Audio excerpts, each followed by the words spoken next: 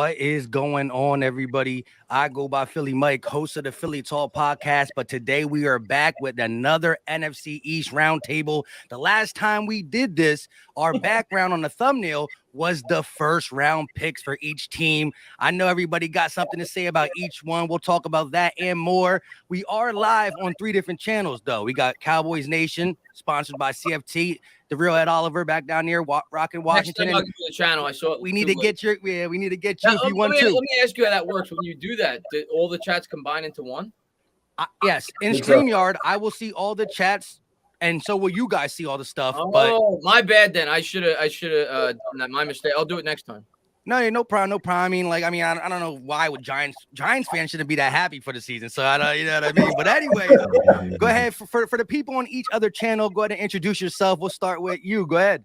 Yeah, Entertainer Talk at Sports did a couple of these last year. Did another one, I don't know, about a month or 6 weeks ago, and now we finally got at least a little bit to talk about. Training camp underway, and regular season's going to start in like 3 weeks. So really excited to jump on with you guys. Hopefully, we make this more of a regular thing this year, and yeah, I'm excited to see how the NFC East turns out this year. Yes, sir. Look, your boy Mr. Rome, Cowboys Fan Talk. Excited to come here and talk to y'all about our teams, man. Usually I got to come in here and dispel all the national narratives that are thrown out there about the Cowboys. Before we got on here, Ed already talking about penalties and stuff that's irrelevant. So, you know what I'm saying? I'll come out here and dispel some of that for the other fan bases that aren't aware and that listen to Stephen A. and Acho and all the people that don't know what they're talking about. And then we can, go about our business. What's good, y'all? It's the real Ed Oliver, not the one from the Bills. Commanders, we got a new fight song, man. We got a new brand. We look good on Saturday in preseason, so we got a lot to talk about, man. NFC East, we'll see what happens. Yeah. So let's get to some super chats early already. Washington showing love. Do Gunner with the $5 super chat. Door Gunner. He said, let's go. We are about to beat the Brokeback Mountain Boys, trash pigeons, and the midgets this season. Eagles, Cowboys are all hype and no substance. Sheesh, Washington fans talking about substance. Well, we'll get into some substance. Yeah, that don't even make sense. Another one, he said, Eagles needed free agents because they can't draft. The same Eagle team that went to the playoffs last year, though, with a big supporting cast of the 2021 draft class. What happened to your second round pick today from a couple years ago? He's gone on a team. But this there you go. There you go. But we don't cut these guys. We at least can trade them. But I didn't say 19 draft. I said everybody misses. And we're going to talk about a couple misses, but you can have your fun. Have your fun. Free agents or not. Winning the division is what everybody should be worried about. So let's stick with Washington because you got the Washington commenter down there. How do you feel about your camp so far? And the one thing I really want to ask you is when that interviewer was giving it to Carson Wentz with the, I guess narrative is he's been consistent at being inconsistent and that Philly and Indianapolis didn't want him. How do you feel about that scenario and what you've heard from Carson Wentz, who, you're tying your boat to? Yeah, man. Look, I think Carson did a good job answering the question, man. He's been a true professional this whole camp. All the questions. He looked good on Saturday, man. He's got some real good receivers. He's got McLaurin. He's got Jahan. The Eagles didn't really surround him with good talent. They drafted Jalen Reagor. They drafted J.J. Arthur-Whiteside. We got this guy with some good talent. We got him with Terry McLaurin, Brian Robinson, Gibson. We got some good talent around this guy, Cole Turner. So he's getting his head right. Ron Rivera has said, we want you here. There are some concerns. I'm not going to ignore the red flags about, what happened with Philly. What'd you say? What else Ron Rivera say about Wentz? Oh, he says Wentz is doing a good job. He's got his back. He said he wants him here. So, you can't always listen to what Jim Irsay said. Jim Irsay, his history, the owner of the Colts, he's got some head. He's a head case. So you can't really trust what Jim Irsay got to say. Philly, it didn't end well, but he had some good years with you guys. 2019, 2017, he had some really good years with you guys. I know it was 3 years ago, but Wentz is a solid quarterback. I'm not all in the Wentz wagon right now. I want to see more from him. The last 2 games of the year are concerning with the Jags and the Raiders game where they lost those 2 games. But he's the best quarterback that we've had since Kirk Cousins. So all I can do is trust in him right now. I think he's an upgrade from Fitz. He's an upgrade from Heineke. It's not saying much. but all I can do is have Wentz back. So he's looked good so far. The connection with Jahan Dotson, who's somewhat of a secret weapon right now, they got a real good connection right now. So I want to see what Wentz can do. Real quick, so you would say that interview was more of a false narrative, so he hasn't been as inconsistent as they were trying to prove in that interview, where Carson Wentz act like it was news to him. However, he was like, "That's what they've been saying." I know you don't per se read that stuff. Rivera saying. Yeah, so there was reports that he was inaccurate in practice. Those were the first couple of practices, but the last couple of weeks he's looked really good.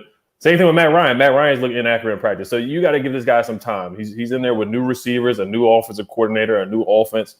So you got to give these guys some time. We saw Jalen Hurts. We seen Rome put the tweet up with Jalen Hurts overthrowing Devontae Smith. So all these quarterbacks have had rough camps before, these last couple of days. But Wentz has looked really good. Like I said, the last couple of days, he looked really good in preseason. He was 10 for 13, had an 89.9 quarterback rating. So he looked really good out there, man. He looked real calm, cool, collected. He looked like the Carson Wentz that we've seen a couple of years ago. He looked real smooth in the pocket. Well, like you said, any short sample size, you can't really, congratulate or poo-poo because you got to see a larger sample size. I just thought it was interesting how crazy he came at Carson. Oh yeah, that narratives and that stuff. But if we were going to talk about a sample size, I mean, 6 for 6, 158.3 rating sounds pretty good. I mean, that's what my quarterback did. However, let's hear from Giants camp. Daniel Jones, things going on. How do you feel about that? Just Daniel Jones specifically, or you want to talk about start him and then we'll feed into the rest? Listen, this is the last year for Jones. He's got to prove it, right? It's now or never. It's year 4. Giants didn't extend him on the 5th-year option, so it's put up or shut up time. You get a new general manager in here. He didn't draft Jones. I think the writing's on the wall. Jones has to take a big leap this year, or we're drafting a quarterback in 2023. As far as how Jones looked so far in training camp, he's been very, very spotty. But I kind of expect that because it's a brand new offensive scheme and they're going up against Wink Martindale's defense every day in practice, and he blitzes more than anybody. So when you're trying to learn a new scheme and orchestrate an offense, you're not going to have a ton of time going up against a defense like Wink. And you even saw Belichick say that after the preseason game. Giants blitzed 21 times. He was complaining about it because it was a preseason game. So I'm not going to read too much into the practice reports and the preseason game. I actually thought Jones looked pretty good in the preseason game. I think he was 6 for 10.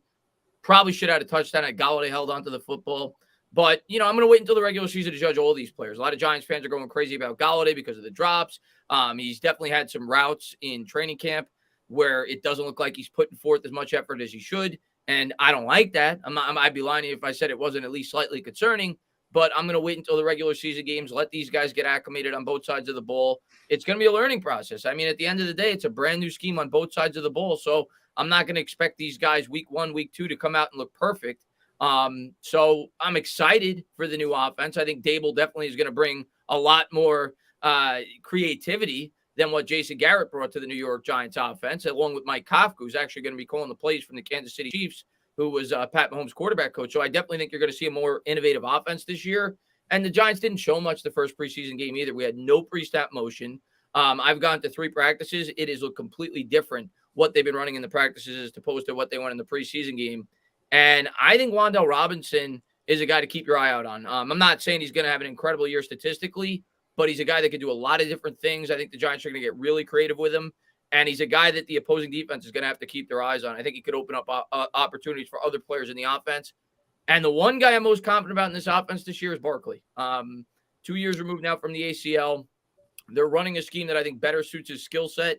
And you get the big fella, Evan Neal. Now, Evan Neal's been struggling, no doubt about it. So far, I kind of expect it, though. He's kind of thinking. He's not reacting, learning a new blocking techniques in the NFL. It's going to be a bit of a learning curve. But once they get their bearings, I think the Giants have the makings of a really good tackle duo for a long time. And that's what I'm most excited about. I mean, for me, obviously, every week I want to win.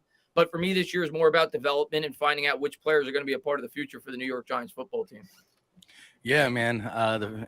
Like you said, you got yourself set up with a good a starter kit, head coach and GM tandem, so they say. I think Dayball has a good resume with Josh Allen and the Bills, so that's something to build on. Before we get to Cowboy Nation, Jose Serrano with the $2 super chat. What do you think about first team playing one series? Real quick though, I wasn't mad at it because of the series was as good as can be.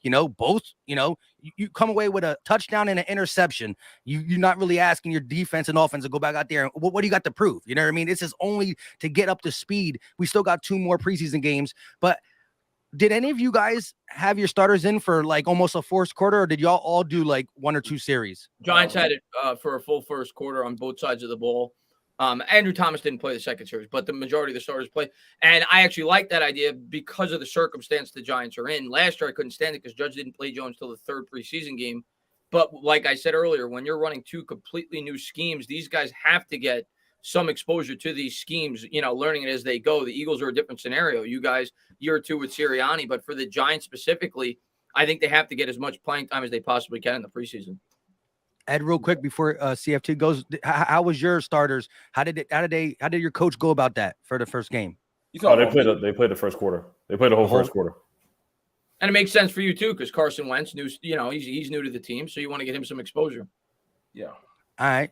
Shout out to Will real quick, $2 super chat. Bobby Murphy coming in with a $2 one. He said Nick Foles won a Super Bowl with that same Carson Wentz team, so he still stinks. We'll say again, I thought Wentz was MVP deserving in 2017, but you just don't know if he would be able to handle the big games. And that's what I think we're going to have to see for Washington, because I would say Washington is presenting the best wide receiver duo for Carson in his career. And Carson is probably the best quarterback, like you said, for Washington. So it's like two marriages that if it works or not, it's like the best chance for them to have a successful season. Like Ron Rivera was given crappy quarterbacks and Carson has been given crappy wide receivers, except for 17. I don't think we had a superstar, but we had a stud collection, especially with Zach Ertz there. So definitely understand all that. But go ahead, CFT, let us know about Cowboy Nation training camp, off season. And you can start with your leader, Dak. Well, man, y'all know how Dak give it up. Y'all know he run the East. It ain't really much to say with that. You know what I'm saying? It just is what it is. You want to run record, or what you want to do? All right. So Dak's ready to go. So How about the rest of the roster? Bring up Dak because we know how that is.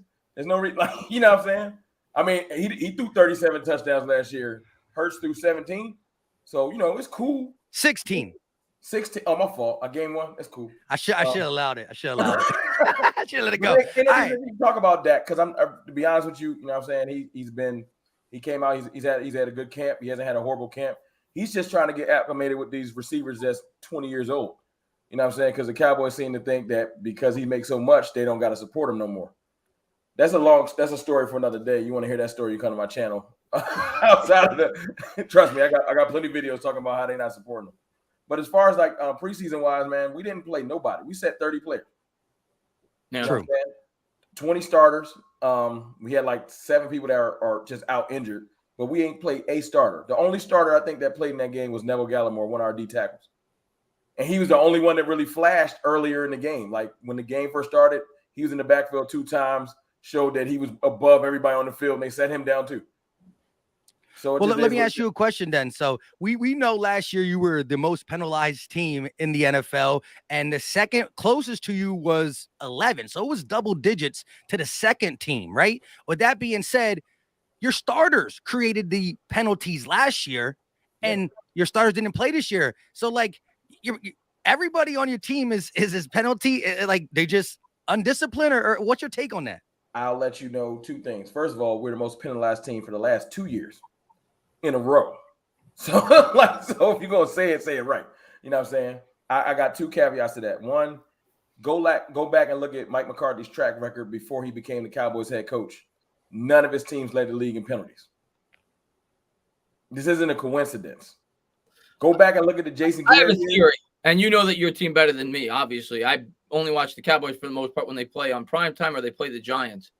Last year, you ran a complete, and you said it's the last 2 years, so I'm not saying this is fully. It's literal. They was talking about today. Having but fun last year, you guys ran a completely different defense, an ultra-aggressive defense. Maybe that lended itself to more penalties. Well, no, like the crazy thing is it's even across the board. Like you look at Saturday night, there's a bunch on defense. Yeah. A bunch of random holding calls that look like phantom holding calls. Like after my So, first so are you hinting that there's a conspiracy from within? I'm not hinting. I don't play with that. No, there's clearly a Cowboys bias. It's not even like I was talking to Mike earlier about this. It's not a situation where I feel like if we whine loud enough, the NFL will change their ways. My team has to find a way to overcome the fact that if there's a call in a gray area, we're not getting it. We don't get gray area calls. It just is what it is. So if I was a player for the Cowboys, I got to realize that I got to beat not only the person across from me, but if I got to play where I'm trying to block somebody and my hands get too high, they call it. I don't get the luxury of other teams where, sometimes I can get away with a hold. You got to realize as a Cowboy, look, it is what it is. If I hit somebody slightly late, they calling it. I saw it all Saturday. Like, they just calling everything. So ain't no reason to cry about it. Just know what you got to deal with. It ain't fair. It's like I told Mike earlier. Some people in NBA get calls and some people don't. But let me just say this, though. It is funny, though. It is funny, though, that the Cowboys having this problem, whether it's true or not. Their first round pick was a guy who definitely fits in because, listen, I forgot what team he played for. Of course, but is that the most hated college team? Because he led the nation in penalties himself. And I think that the Cowboys are just like, okay, we know what he can be, but it just goes to show that. Hey man, do your own research. You can roll with the narrative that's put out there, as I said earlier, or you can say, let me just go look at some of these Cowboys penalties and see if they're making it up. I posted something on my Twitter earlier. Go look at the roughing the passer hit where he hits the dude and with his shoulder pad in dude's chest. He don't fall on him. He don't hit him late. And they throw the flag. That ain't Mike McCarthy's fault. There's no coaching. What you going to say? Hey, man, don't tackle him. That's the new coaching strategy. It is what it is. Like, I'm not, what I'm saying? You can't, if you want your first round guard to be aggressive and to dominate his opponent, and then he pancakes somebody and they say that's a holding, we can't play patty cake in the trenches. So it is what it is. You got to realize that it's different when you got that type of a spotlight on it. We ain't helping last year by our players voicing what I get to say. I'm a fan. But when the players voice the frustration, it's not a coincidence. It wasn't just Dak. It was across the board. You go back and look at the post-game interview for the playoff game. All of the players were saying, I feel like the refs, and it wasn't like the refs are making phantom calls. They're not calling certain stuff too. I watched that playoff game like everybody else did. I watched Trent Williams jump off sides like a good 6 times. He kept moving. False start. He kept moving his foot and making Randy Gregory jump, and they was just like, I don't see nothing. Like, you know what I'm saying? It's small little things like that. You know what I'm saying? Where I'm just like, this ain't a coincidence. Like, I watched Cowboys games. I watched the Arizona Cardinals game. We caused a full fumble. Ball bounced inbounds. Ref just didn't see it. He just went blind. It bounced out of. They ran the replay. They're like, oh, damn, he missed that. That's crazy. All right, let's move on. So it is what it is. That's where I don't got no excuse for it. Y'all see it. Now, I don't expect y'all to feel good about it. Y'all not Cowboys fans. I don't know nothing. So it is what it is. But don't think that I'm going to be the one that's going, it might be a bias. It's a clear bias. And if you think it's not a bias, you're lying to yourself. Well, let's just say this, though. Tyler Smith did do it in college, too. He did a different position. Y'all keep saying he's going to play guard and not tackle. He's not ready for the tackle, but it is something he did. Look at the 2 calls and then text me later. Let me know what happened. Go look at the 2 definitely calls do that. and just look at the calls and be like, nah, those look legit. And you probably going to text me like, yeah, that look a little bit sketchy. I'm not going to be mad. I'm just like, I know it is what it is. We don't get any gray area calls. Is the best way to put it. We ain't getting it. All right. Will with the $5 super chat, he said, cut or bench Gibson. He's a big liability, or use him like he was used in college, but not as a feature back. What you got on that, Ed? That's one thing that happened in the preseason game. I see some Sam Howell comments down below too in the comment section. So, better than Wentz. I ain't gonna say no. Nah. Well, we got to see. Not yet. That's too early. It's too early. But there's a lot of fans that might think that. But Antonio Gibson, he's got to hang on to the football, man. He's a really good running back. He's very talented, but he fumbled on Saturday. He had 6 fumbles last year. He led all running backs in fumbles. It's inexcusable. So, and he always fumbles in our own territory, like in our own 20. Like he always sets us up for failure unless other teams score. This guy Brian Robinson out of Alabama, he didn't fumble in college, so he might lose his running back one spot, or Brian Robinson might get more carries than him this season if Gibson can't hang on to the football. Let me ask you a question. Let me piggyback off that. So last time we came together, we had the whole, we went position group. We might do that tonight, talking about who's better or whatever. And I distinctly remember you saying Gibson was the best running back in the division. I said that last year. I didn't say this year. That's crazy to me because how you gonna lose your spot on your own team and be the best? But we can say the same thing with Zeke. We know a lot of your fans like Pollard more than Zeke for sure. And Pollard is more explosive. He was more explosive than Zeke last year. That is true. That's a great point. Name a back in this division that had 10 touchdowns last year. Gibson had 11 the year before. Last year. But he's done it in his career. Last year. He's done it in his career, though. You know what I'm saying? Gibson's gotten 11, and he got 3 against y'all on Thanksgiving, too. The dude you saying washed up, he had 1,000. I didn't say he's washed up. 1,010 touchdowns. And if y'all can't produce it back on your team with your colors with the same stats, we ain't got nothing to talk about. No, but Gibson had 1,000 yards last year. And he had 11 TDs in 2020. Here's what I'll say. Here's what I'm gonna say. The best running game, because that's all I care about as a Giants fan in this division, is the Philadelphia Eagles. They have the best running game. Talk about it. It's because of their quarterback. But it does not matter who it is. That's because of their quarterback. You're trying to cheat. And I'm gonna tell you what. Then I'm hoping this year the Philadelphia Eagles get away from that a little bit, because to me that is the strength of your football team. And I'm hoping now that you got Brown, you throw the ball more. I want you to get away from that strength. Well, guess what though? Please run the ball, because Jalen Hurts ain't outrunning Parsons. You can put that to bed. Well, guess what? When Jalen Hurts throws a little 5-yard slant, it's going to be an extension of the run game. When A.J. Brown's got the ball in his hand with some yak available, he does that the best in the NFC East. Nobody in the NFC East.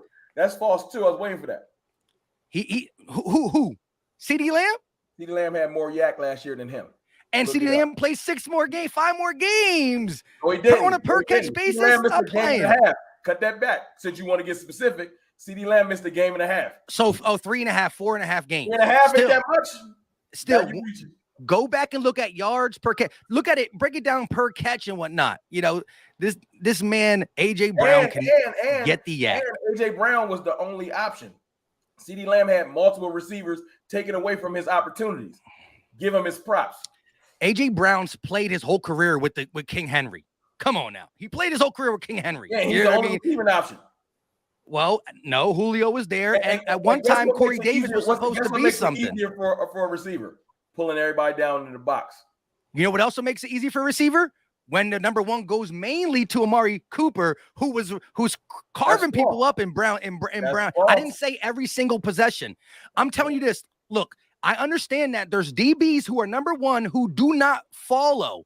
But I guarantee you, if you go back and look at it, the number one stayed with Cooper more. I'm not saying every single possession, but more. Around, you know are we doing the number one wide receiver discussion right now? Is this what it is? Well, no. I listen. McLaurin got something to claim. I was just talking about yak because we're talking about an extension of the run game. Same excuse you've been saying about McLaurin not having a quarterback, you're gonna be saying that in December. He still don't got a quarterback. That's until proven otherwise. Wentz got to prove it. But they got good. So McLaurin still gonna be. He's gonna have a good year, but it's gonna be the same excuse. He would be the best in his division if he had a quarterback, because y'all still don't got one. But let me ask the energy. Go ahead. Wentz can. This is what I'll say about Wentz, because like I said, I'm not on the Wentz wagon just yet. I gotta see it to believe it. But he's the best quarterback that he's had by far. We'll say that. And he's got other people help. He's got Jahan Dotson next to him, so he's not gonna get doubled all the time. He's got Curtis Samuel too. We got a good trio. So this year. I will say though, his situation in Indianapolis, in my opinion, was better than what he has now in Washington. Absolutely. Offensive line wise, running back. T.Y. Hilton. Maybe not. They were ranked 30th. I like the situation in Indianapolis. T.Y. Hilton was as old as a mug. All they had was Michael Pittman. I'm not saying he didn't have a lot of receivers. Weapons, but I'm talking about the line. I'm talking about the offensive play caller. I'm talking about Frank Reich's a great play caller. Like I'm talking about the whole package. Offensive line was good. I think he had a better situation in Indianapolis. Quarterback's best friends are running game. Who had the best running game? They had the best running back in football. We just talked about Gibson running the ball. You got Brian Robinson now. You got to do, and you got J.D. McKissick. He was. I'm not saying he's better than Jonathan Taylor, but y'all acting like our run game is not a good run game. Gibson put up 1,000 yards. Okay. Well, listen, you got J.D. McKissick, and our offensive line was ranked 6th per PFF. PFF's not gospel. We were ranked 6th last year in pass blocking. And the Colts pass blocking offensive line is ranked 30th. Yeah, because Carson holds the ball too low. That's probably that's not all true. That's not all true. But our weapons are good. We got a better wide receiver. We got a better wide receiver core than them, and we got a better offensive line, pass block offensive line. I'll give you the first one. No excuse. And he had T.Y. Hilton, he had Michael Pittman. That's it. No excuses. Who's his other wide receivers? Yeah, no excuses for Carson. If Carson doesn't show up, this is his last chance. This is his last chance. If it doesn't work out this year, he probably will be a backup. And Sam Howell will take over as the rightful. I think Wentz is going to be decent, pretty good for you guys. I think it'll be solid. You think Wentz? Yeah, I believe in Wentz. I do think Wentz is going to have a good year. All right. Real quick, before we get to, I want to ask Entertainer about what Saquon Barkley's going to do, because he did talk about that a little bit. And, once upon a time, coming out of Penn State, he was supposed to be that guy. But real quick, Dre said 1 Eagles 11-6, 2 Giants 10-7, 3 Commanders 10-7, 4 Cowboys 9-8. Eagles looks the strongest so far. Giants will surprise people, and Daniel Jones is the franchise quarterback that they need and want. Okay, I mean, I'm gonna. First off, Dre, I love your optimism. I love it. But here's what I'm gonna say: there's no way in hell the NFC East is every team's gonna have a winning record. That's not happening. We just don't have a good enough division for every single team to have a winning record. I think 9 or 10 wins is our absolute ceiling if everything breaks right, and it's gonna have to be that Daniel Jones becomes a franchise quarterback for that to happen. I'm going in with moderate expectations. I'm not expecting that, but there's no way in hell every team in this division is going to finish with a win record. I'd put my life savings on that. Did they pick up Daniel Jones' 5th-year option? I mean, Danny Fumbles. Okay, yeah, that answers the franchise quarterback. I love how he always gets so serious when he says Danny Fumbles. Real quick, Bobby said another $2 super chat. Cowboys get the another flag for excessive crying.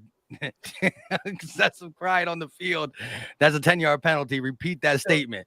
Let's get these out the way. Go ahead. No, go ahead. I was going to say Dak has never finished the year with a losing record. There's no way in the world he finishing 4th. He can let that dream go. There's not a division in the league where the best quarterback finishes 4th. I'll put my salary on that. I think Watson clearly the best quarterback. What division unless he breaks his ankle in half again, we ain't losing the division. Fourth is a stretch. Fourth is a stretch, but he got the Eagles on top, so I ain't gonna counter argue that topic. D Bell said Giants is buns. I'm gonna have to co-sign that. Nick said Cowboys 11-6, Eagles 10-6, Washington 7-10, and Giants 6-11.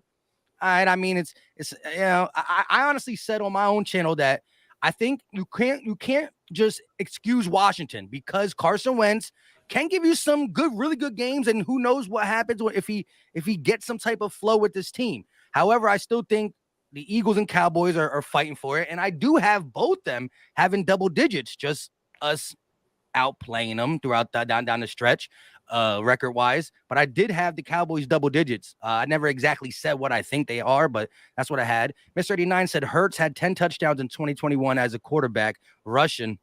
Yeah, I mean, look, I don't care. Look, when Lamar Jackson's doing it, when Michael Vick did it for many years, it was people talked highly about it. But now that Jalen Hurts is doing it, it's like it's not good anymore. So I mean, it is what it is. Like, look at Malik Willis. He comes in the preseason, throws a touchdown, scrambles for one, and people are like, "Look at Malik." All right, Jalen Hurts is doing that. He's been doing that. So you got to give him his props. Jose said Lamb also had more drops. Dang, the super chats are crazy. Drew says CD was one of the leaders in drops too. CD was 7th in the league in drops. And Jamar Chase and a whole bunch of other people y'all love. So and we were 8th, but so we were still behind you. Bobby said an all Eagle running back average 5 yards per carry. Look, as the Entertainer said, the quarterback. When you have a threat like your quarterback Hurts, it's going to help your running backs too in the RPO game. It's going to it's going to help your running backs because the defense doesn't know who to follow. So. Yeah, I listen, I'm going to tip my cap, man. Last year, I was super down on the Eagles. I thought they were going to absolutely suck. They proved me wrong. They won 9 games. Granted, they beat up on probably the weakest schedule in the NFL, but regardless, I didn't think they were winning 9 games. I didn't think they were winning. So I tip my cap. I mean, they had a much better year than not just myself, than pretty much anybody expected. Look at the schedule, though. But shout out to my man Abel and Ambrosio. You took a super chat off the go ahead. But shout out to them. But what I will say about the Eagles, they had a really vanilla schedule. Like, look at the quarterbacks the Eagles played.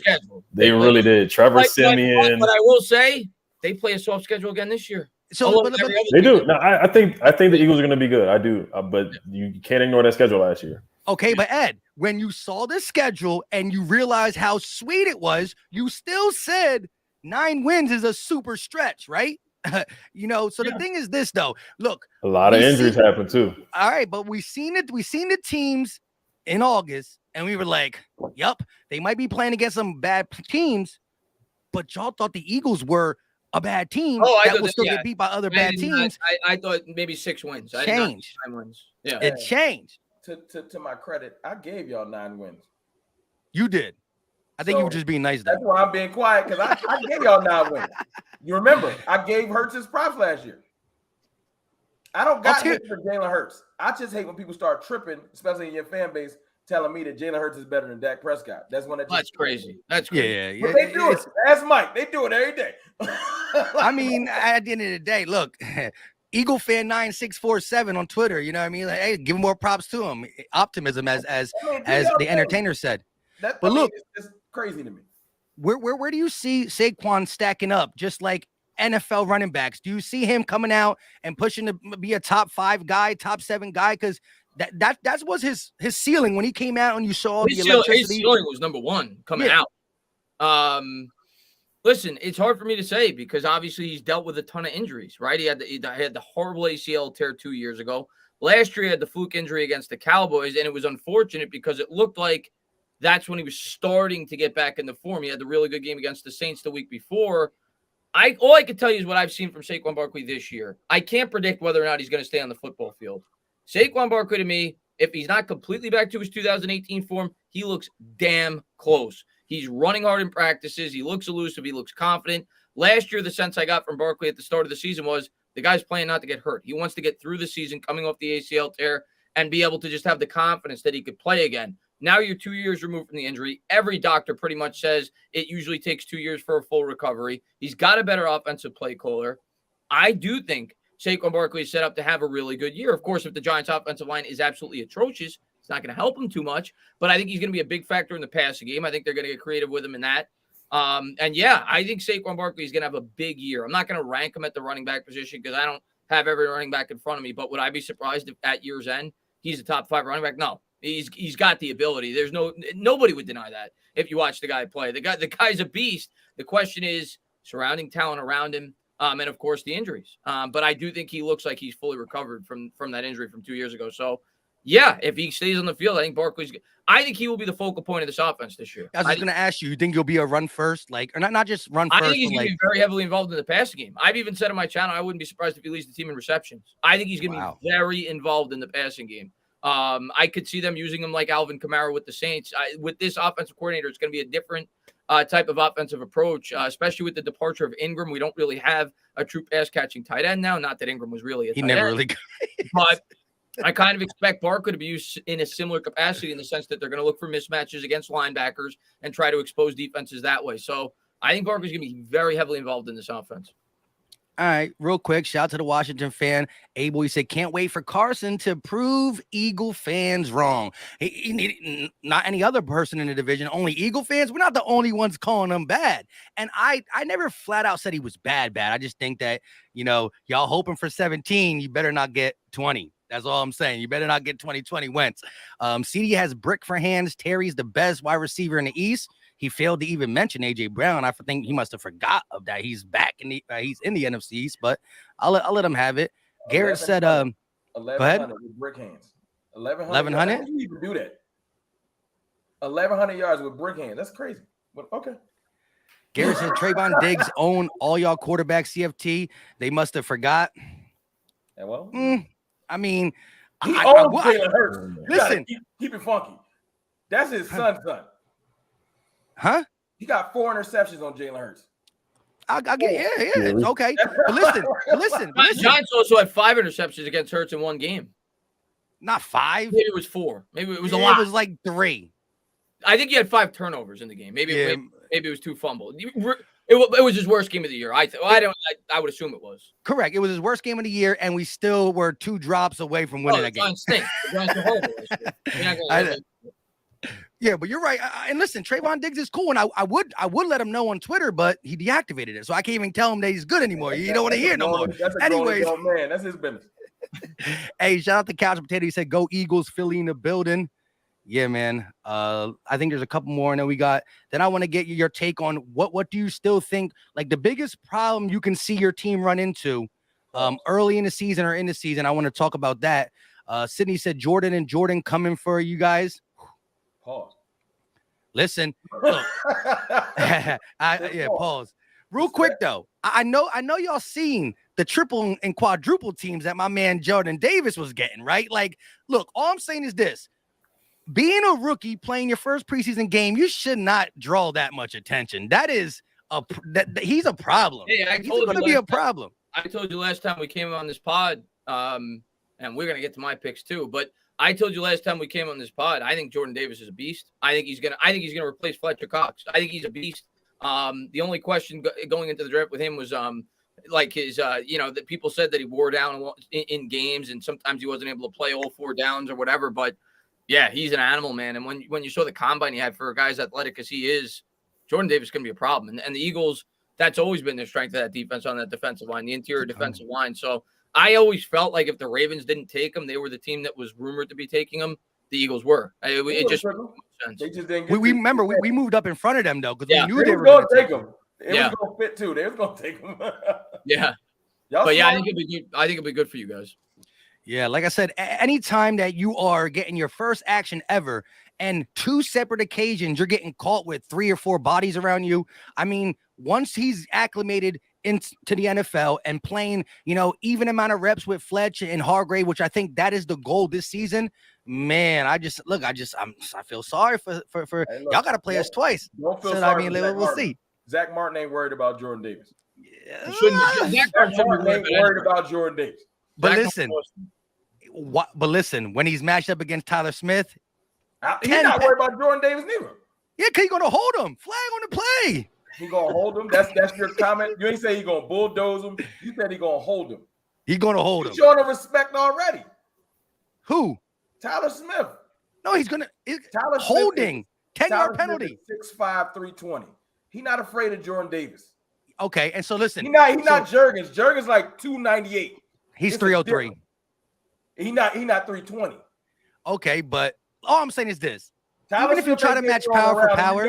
So he can go to Tyler Smith's side and he can go right back to Zach Martin and come right back to Tyler Smith's side. Because he don't want even if he goes power for power, my guy can outrun him backwards. He can backpedal quicker than Tyler Smith can run. Let me just tell you that. My man's quick. 4'7" at 380, 375. Your point is he's not going to do the bull rush. He's going to try to get around Tyler Smith. I respect it. Tyler Smith is going to look like a little boy compared to Jordan Davis. That's all I'm going to say. But look, I know you looked at Tyler Smith before. You know exactly what I'm talking about. That's why you stutter. Look, all I'm going to say is this. You lead the nation in penalties. You come to the Dallas Cowboys and you get called for 2 quick holding plays in a quarter and a half. That's a problem. And again, you can talk about the star bringing in the curse of the yellow flag, but he didn't have that in college. If your strategy to beat us is because you hoping the officials help you, you've already lost. No, my strategy is that you got to weak link on your offensive line. Yellow on the field because you can't beat us one-on-one. You need to worry about Tyler Smith. Reach for the flags. Pray they throwing the flags. It's cool. I'll take the flags. If it means we beat the Cowboys. I'll take the flags. All right. Let's get a couple more of these, and then I want to go with start with Ed for the thing that you are most nervous about, dude, for this upcoming season. LT said, "All rise." The honorable LT in the building. Appreciate you for tuning in. Bobby's back at it again. Colts fans think Wentz is garbage too. He said the Eagle fans ain't the only one who got something out on Carson Wentz. Kenny said, "Yeah, Diggs is a grown man in his feelings." Nick said, "I think the Cowboys will have the most top 100 players." Let's talk. I want to talk about Diggs real quick. Because I've seen all these videos all over Twitter. And Diggs obviously is a playmaker. How many interceptions did he have last year? 10, 11, whatever it was. He had a lot. That's good. Big time playmaker. But I'm gonna tell you what, man, his coverage looks quite. And that was the book on him last year too. They said that he wasn't great in coverage, but he made a lot of big plays. You worry a bit about his coverage this year? You think that could be a problem for the Cowboys? Because think about how many times that a team rolls out their number one corner, tell everybody to sit down and says, "Okay, this play, corner versus receiver," Everyone just wait. But I'm going to say one thing. That's not how defense Why did he get so many interceptions last year? My answer to you is because they kept throwing to him, because he wasn't that great in coverage. Because Darrelle Revis never got thrown to. So they're two different types of corners. I understand that. He's either going to get an interception or the other team's going to score a touchdown. Let me ask you a regular question. This is a real simple question. There's no way in the world. I don't care who's on your team or how they accomplish this goal. There's no way you're going to look me in my eyes and say, yo, man, 11 interceptions is bad. No. He had a great the whole basis of your conversation is trying to make me feel bad about a player that just got an all-pro. I'm just asking you if you're worried. 11 interceptions. I feel incredible about my all-pro 11 interception cornerback. Okay. I'm not fazed by Twitter because you know what? When I wake up in the morning, the Cowboys can go sit Indians down the field and get hated on. So the hate comes. The hate gonna come. But hold on. How did you feel about that playoff game though? With Ayuk getting him on a double move, got him a couple times. A play. It was twice. He got him twice because Jimmy overthrew him. He got him twice. I felt incredible because he's an all-pro. You don't got a corner on your team. I don't know your corner. But it came up in the big moment. He was getting cooked. He was getting cooked. As much as you want to talk about moments, he was getting cooked. And as much as you want to talk about him getting cooked, y'all tried him last year and he owned you. Okay. We had Heineke who couldn't throw the ball downfield. Ownership. Hey, you got a lead on your squad. Look what happened last time Carson Wentz played against Trayvon Diggs and Travis Fulgham cooked him. I think everybody in this got him twice. And he got interceptions on all of y'all. Y'all should be humble. Yeah. Well, look, at the end of the day, he had a great year last year. I'm not knocking him. He had a great year.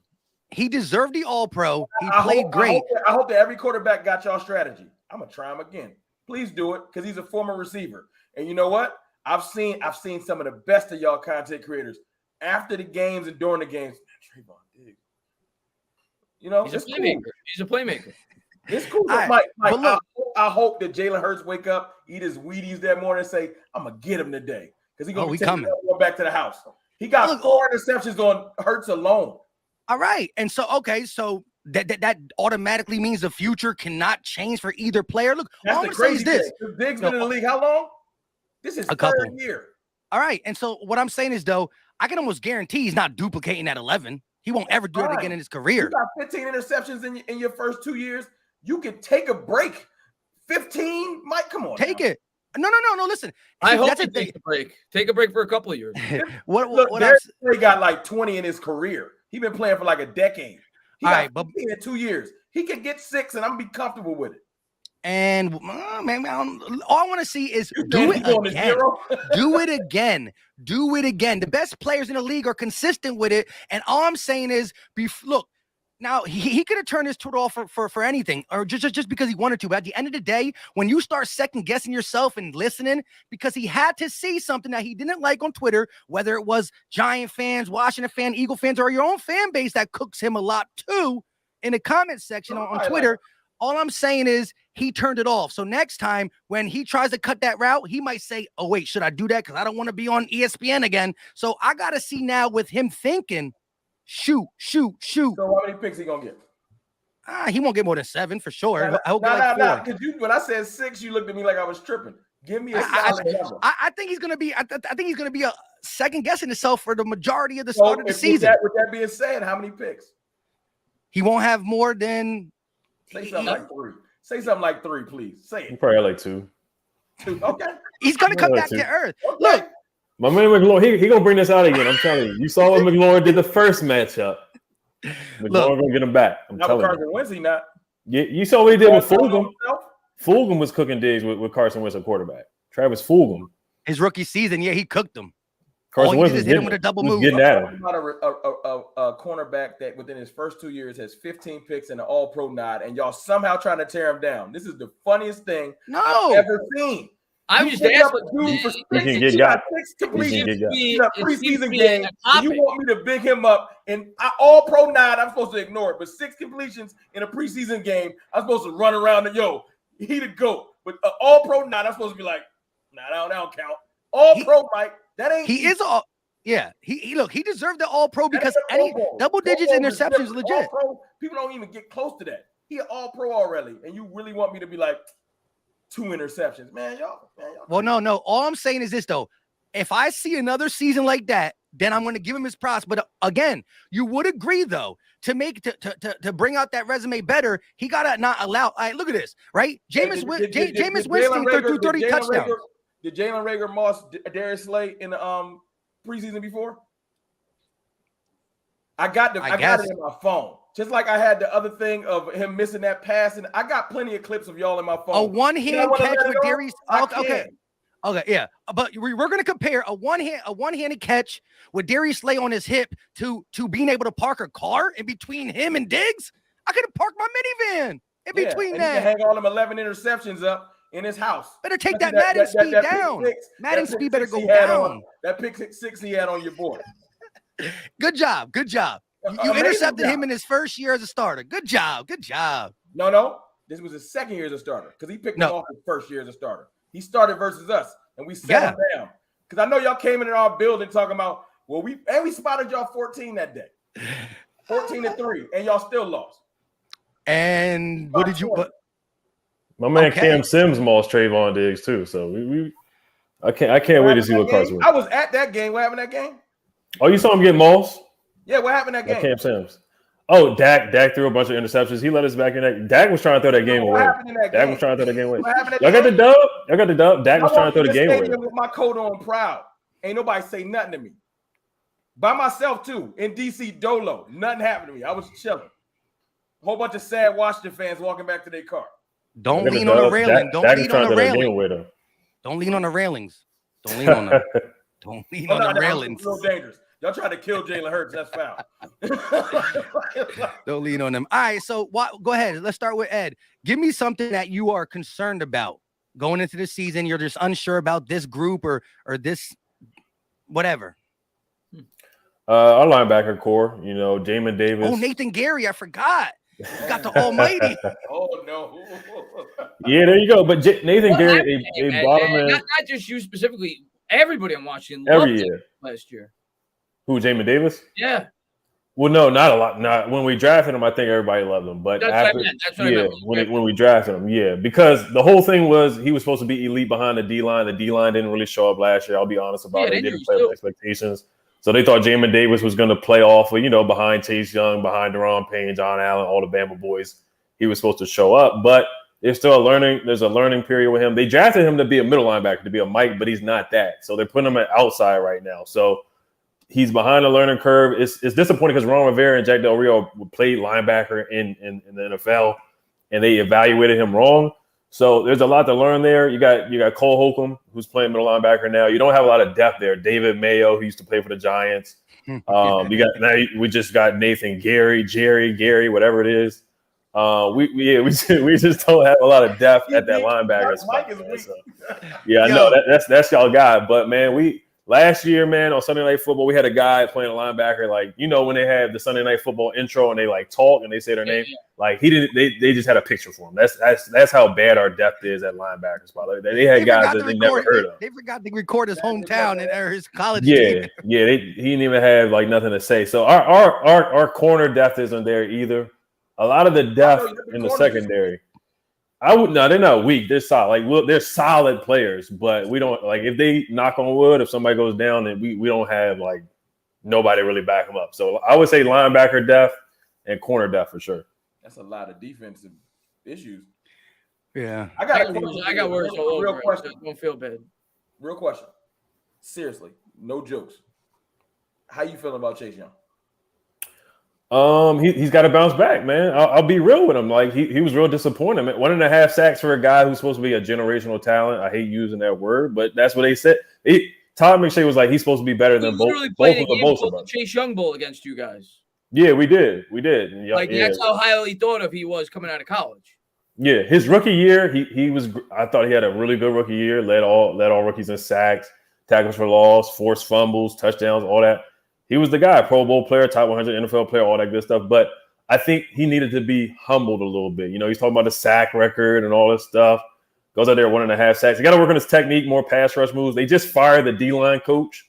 So that's a big thing right there. So, I don't know what's going on with the D-line coach, the chemistry there.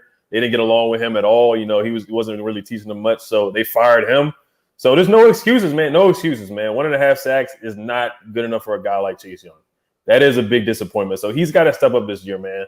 The whole D line, honestly, they all got. John Allen showed up, Deron Payne showed up, Montez Sweat showed up a little bit here and there. They good now. But, they was beefing.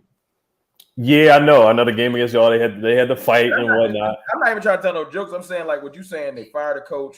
Yeah, last year there was internal beef. One dude returning off an injury. There's a lot of continuity issues on a serious tip. So you know what I'm saying. I'm just saying. No, the talent is there, but there's a lot of continuity issues. If your coach get fired, two of the players might. I don't think they're gonna fist fight or nothing, but they got a little bit of they had problems. And then Chase Young, but Chase Young has been working with Von Miller. I saw that, so I wasn't happy about that. That is true. I wasn't happy about that at all. I don't need him working with Von Miller, a beast. I don't need him getting no tips. You look at some of the edge rushers in this division, like if Chase Young works out, if Kayvon Thibodeau works out, and obviously the guy over there with you with the Cowboys, like we got some. And when Jordan Davis works out, he's still not a pass rusher, Mike. Not on the edge. Watch what he start with. Listen, okay, he don't do that. We got potential. Let's put it that way at that position. In this Talk about Reddick. Are you just leaving Reddick a person? No, but we were talking about young guys. Reddick's 23.5 sacks. He established. You know what I mean? He established. I'm talking about like really young. Yeah. Can I ask Entertainer about well, let me not. I don't want to cut Ed off. You know what I'm saying? Go ahead. You're talking about the squad, so I'll let you finish. I got a question about Giants camp, but I'll wait. Yeah, this is a big year for Chase Young. We don't know exactly when he's going to be back. He probably will start on the PUP list, but the linebacker core, they got to step it up this year. Let me do you see Nathan Gary week 1? He might not make the team, to be honest. All right, I was about to say. But he probably, honestly, they need the depth. It's preseason. He played well against backup, so I'm not going to big him up. I saw what he did with y'all where, he was facing the wrong way. Like he was in the whole little, on the field by himself. So, we'll see. I'm not bigging up any of our linebackers right now. Cole Holcomb, though, I can hang my hat on Cole Holcomb. He decent. I can't even front. He decent. All right, go ahead. You can ask him the Giants question. And then after that, tell me what you feel nervous about, your biggest nervous. I'll start with that, and then I'll have him ask me the Giants question. The position group. Obviously, the obvious answer is going to be quarterback just because he has not hit his stride yet. So I'm not going to say that. That's the easy way out. There's two position groups I'm most worried about going into the year if I'm excluding quarterback. One is cornerback. Obviously, we lost Bradbury to you guys. Bradbury was decent for the Giants last year, but he is a vast improvement over having Adoree Jackson that was the 1 and having Robinson as the 2. Aaron Robinson was drafted to be a slot corner last year. Now the New York Giants are asking him to start on the outside. And in his first preseason game, he got cooked. He looked horrible. And when you run into Wink be leaving them on the island. Yeah, because Wink. When you run a scheme like Wink is going to run, we're going to blitz like lunatics. And if you're going to do that, you have to be able to cover. So that is by far my biggest fear, specifically on the defense. It's not even close. And it is what it is. I realize it's a transition year. It's a rebuilding year. They're trying to analyze their younger players to see if they can be a part of the future, get them some exposure. If Robinson doesn't work out, they may turn to our 3rd-round pick, Cordell Flott, who may not quite be ready to be a starting quarterback in the NFL. But I think that's definitely our biggest weakness. I'm really excited about the pass rush. Obviously, with Azeez Ojulari, had a really good rookie year last year. Kayvon Thibodeau, Leonard Williams. We should be able to get after the quarterback, and hopefully that helps disguise our biggest weakness, which is going to be the cornerback position. But yeah, that's definitely my biggest worry right now. And then on the offensive side, as I kind of alluded to earlier, just the offensive line as a whole, I do think it's going to start off slow. Outside of Andrew Thomas, you basically have 4 new offensive linemen. I know Lemieux played briefly with the Giants, but you basically have 4 new offensive linemen, and these guys have never played together with one another. And even though I do like the tackles a lot long-term, like I think we could easily have the best tackle duo in football in 3 or 4 years. That's how much potential they have. And they better have that kind of potential when you spend that high a draft capital on those 2 players. They still got to address the interior. We still have a lot of weaknesses there. So I would say the offensive line for sure to start the year, and the cornerback position, by far the 2 things I'm worried most about. Yeah. Last one, the camp question. Yeah. My question was just, I haven't really, I like Thibodeau coming out. So how has he done in camp? I really haven't. Your owner liked Thibodeau coming out. Huh? You remember that list that came out? You always say that to him. Well, no. Jerry Jones had a list. He didn't like it, but it came out. Jerry Jones had Thibodeau 1 and Evan Neal 2. The Giants 2 picks. So your owner liked him. But no, Thibodeau was good. Yeah, he didn't have a sack in the first preseason game, but when a lot of people did film breakdowns, he was winning one-on-one battles. He looked good. Thibodeau has been getting great write-ups, but again, I don't want to read too much into that, being that it's practice and he's going up against an offensive line that I just said I think is going to struggle. But I do like Kayvon. I think Kayvon Thibodeau is going to be great. And what I'm hoping, I don't know if it's good. I'm not saying he's going to have a year like Parsons. Parsons had one of the top 3-4 years ever for a defensive rookie.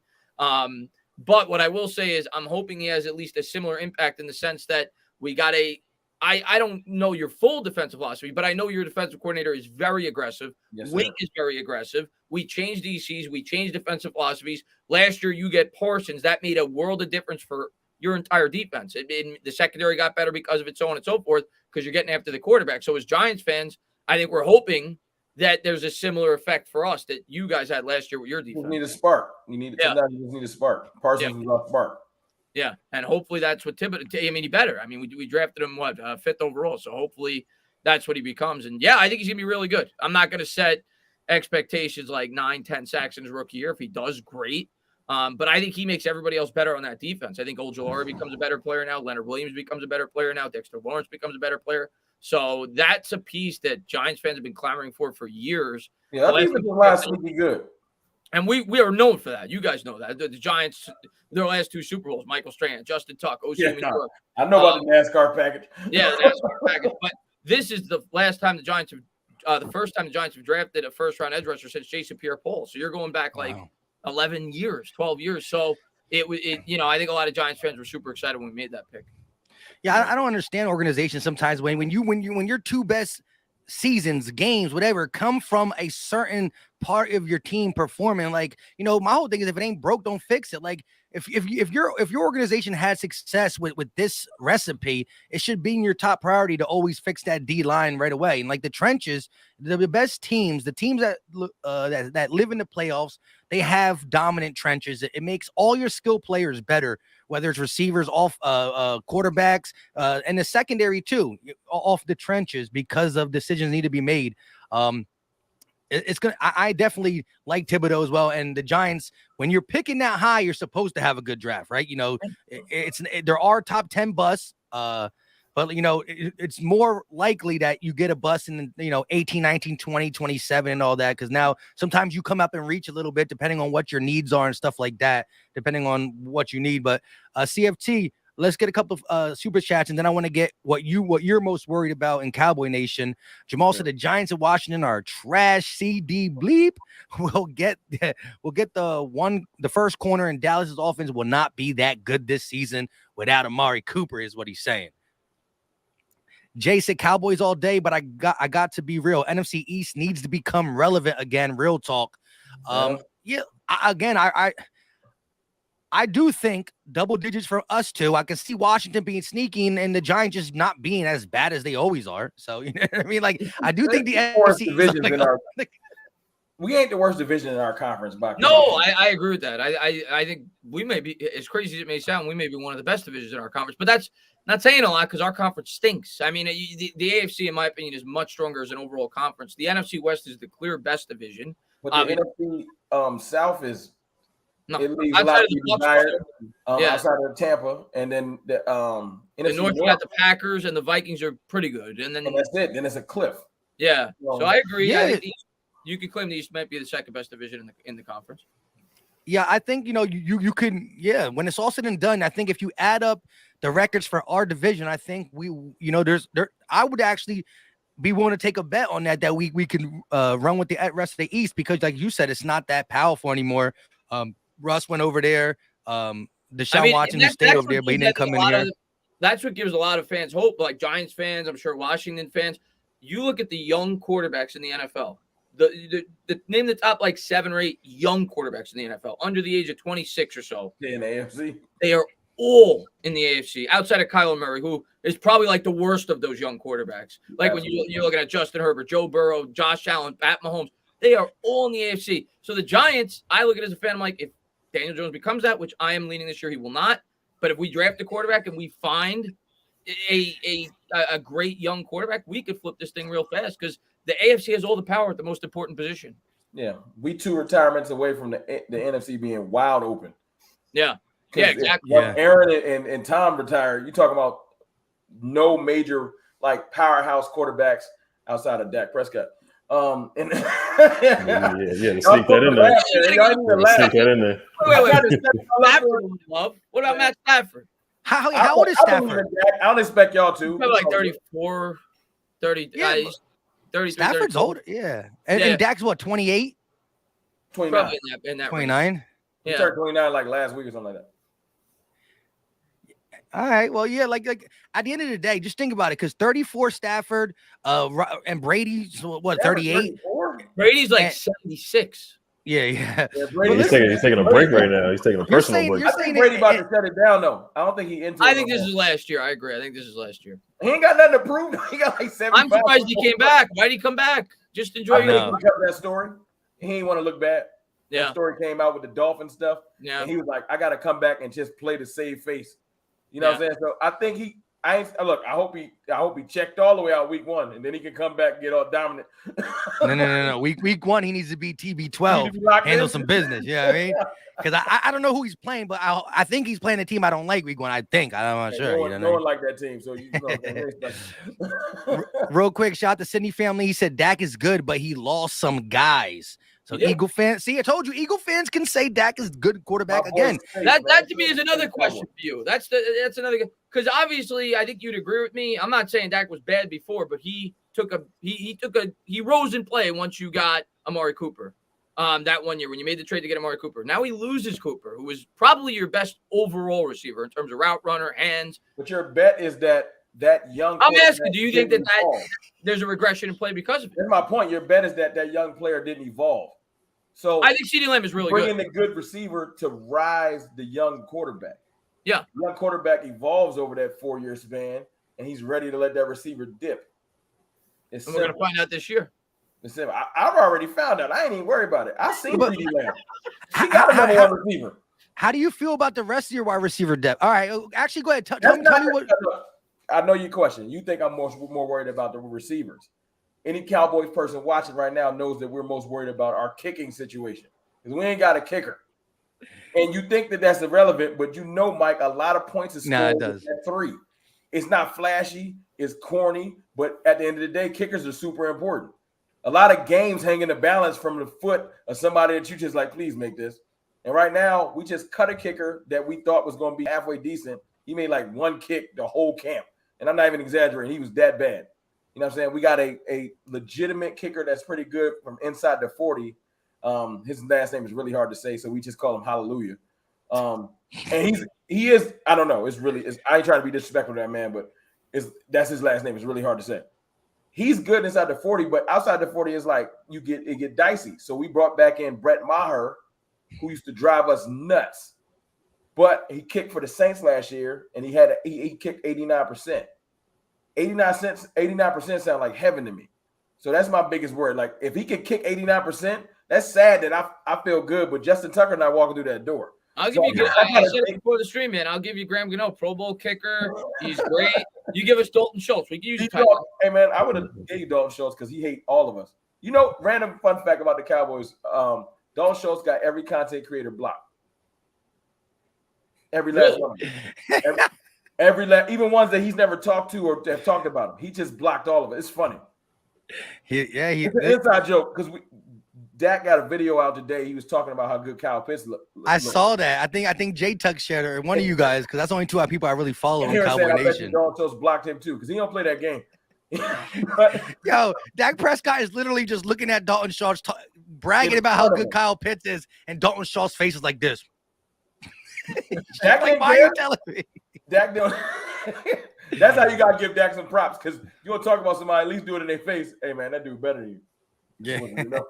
Nah, but we can talk about what everybody else want to talk about, which is important. It's the receiver depth, because obviously we lost Amari Cooper, we lost Cedric Wilson. You know what I'm saying? So the way I look at it is this: CeeDee Lamb becomes Amari Cooper, right? Then after that, you would want Michael Gallup to become CeeDee Lamb. But how long is he out, Gallup? They said he'll be back. Well, no, they ain't say nothing. It's all speculation because this is Dallas. So let me just, I don't want you to get off here like, let me search and see when he's coming back. I think he's coming back within the first 4 weeks, because they're not putting him on like, no type of extensive. I don't think it's going to be like November. He's already out there. He's cutting. He's working the cords. He just ain't going to be ready for week 1. I don't think he's going to be ready for the first quarter. You know what I'm saying?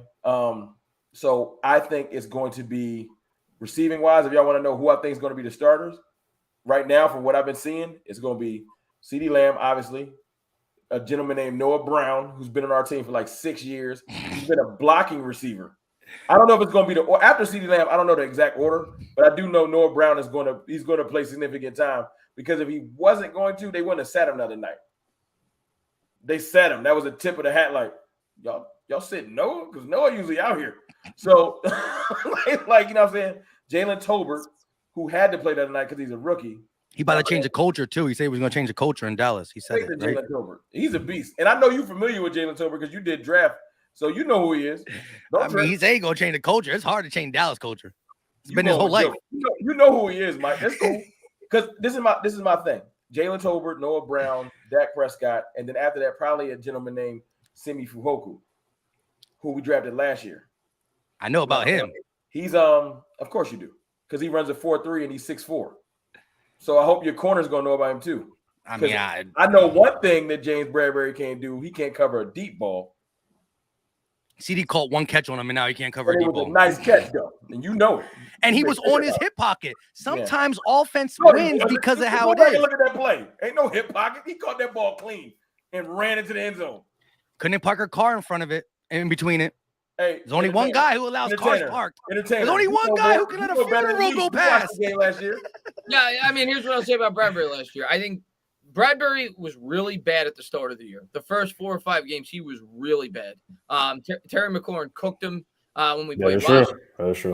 But what I will say, he did get a lot better over the last 8 or 9 games or so. I'll say that about Bradbury, and I think he'll play pretty well for the Eagles because he doesn't have the same responsibilities. He's the number 2. So it was a good pickup. I mean, you guys, you know. Well, let me just say this though, right? So he is top 10 in forced incompletions and interceptions just in the 2-year window, and the 2-year window is with the Giants. He was great with the Giants the first year. Yeah, correct. So maybe he did the most of his top 10 stat-wise in the first year, but for somebody who's in the top 10 of PBUs and interceptions combined, that's what you want from he's a good player. It's funny how he gets talked about to be so bad. Than him. Huh? That cornerback that you keep trying to tell me is trash got more PBUs than him. Yo, Diggs is a good corner.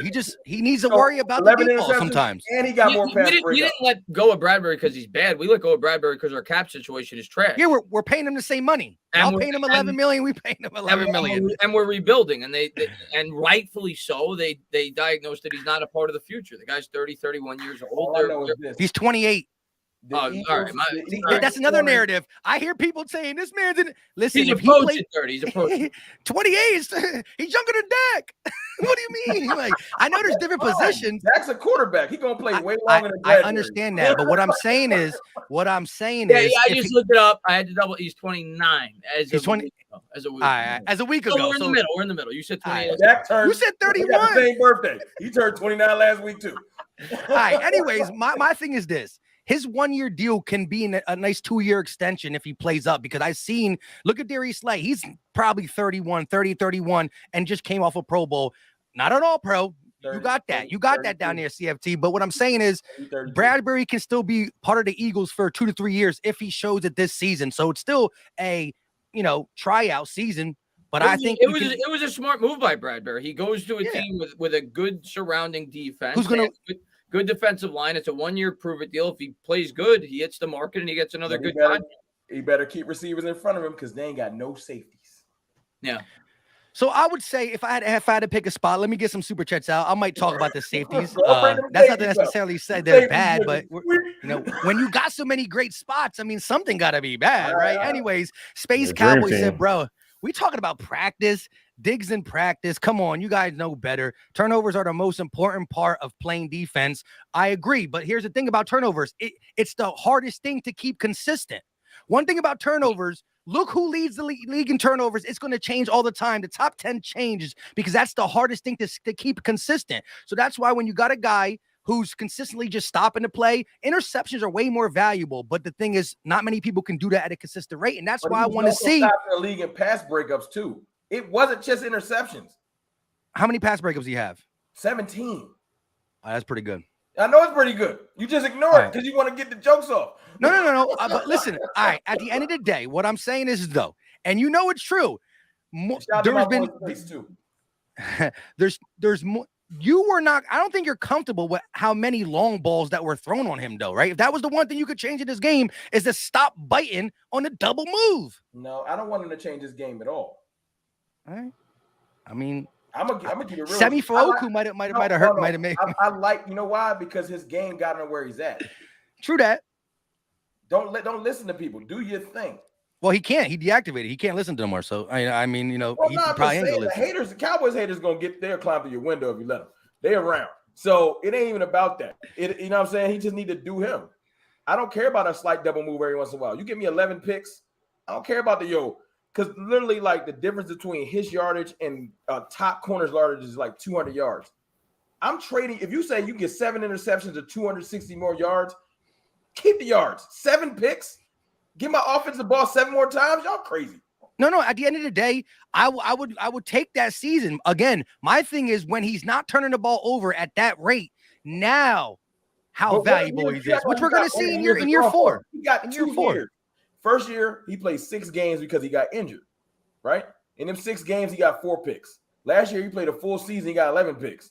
His track record looking pretty legit. Eventually, they're going to throw the other way. They can't. If he keeps getting those picks, they're going to start throwing. I would love it if it gets to the point where people just it's either disrespect him and he's going to intercept the ball. His hands are better than most y'all receivers' hands. He's giving up a lot of yards though. He gives up a lot of yards. Then why don't you use him at receiver? Because you need some receivers right now. Go ahead and convert him. Listen, you took linebacker Micah Parsons and put him at defensive end. Let's try Diggs because he got the Stephon Diggs in him, right? Let him run some routes. 4 weeks. Don't try to downplay Micah Parsons' versatility. I'm not. I'm saying you moved him there because of a sticky situation. Because he can do everything from run with the receiver to rush off the edge. But if Lawrence wasn't out, you might not have tried him there if Lawrence was out. That might have been the most beautiful accident in history. You know I don't know if they would have gave him a legitimate shot over there.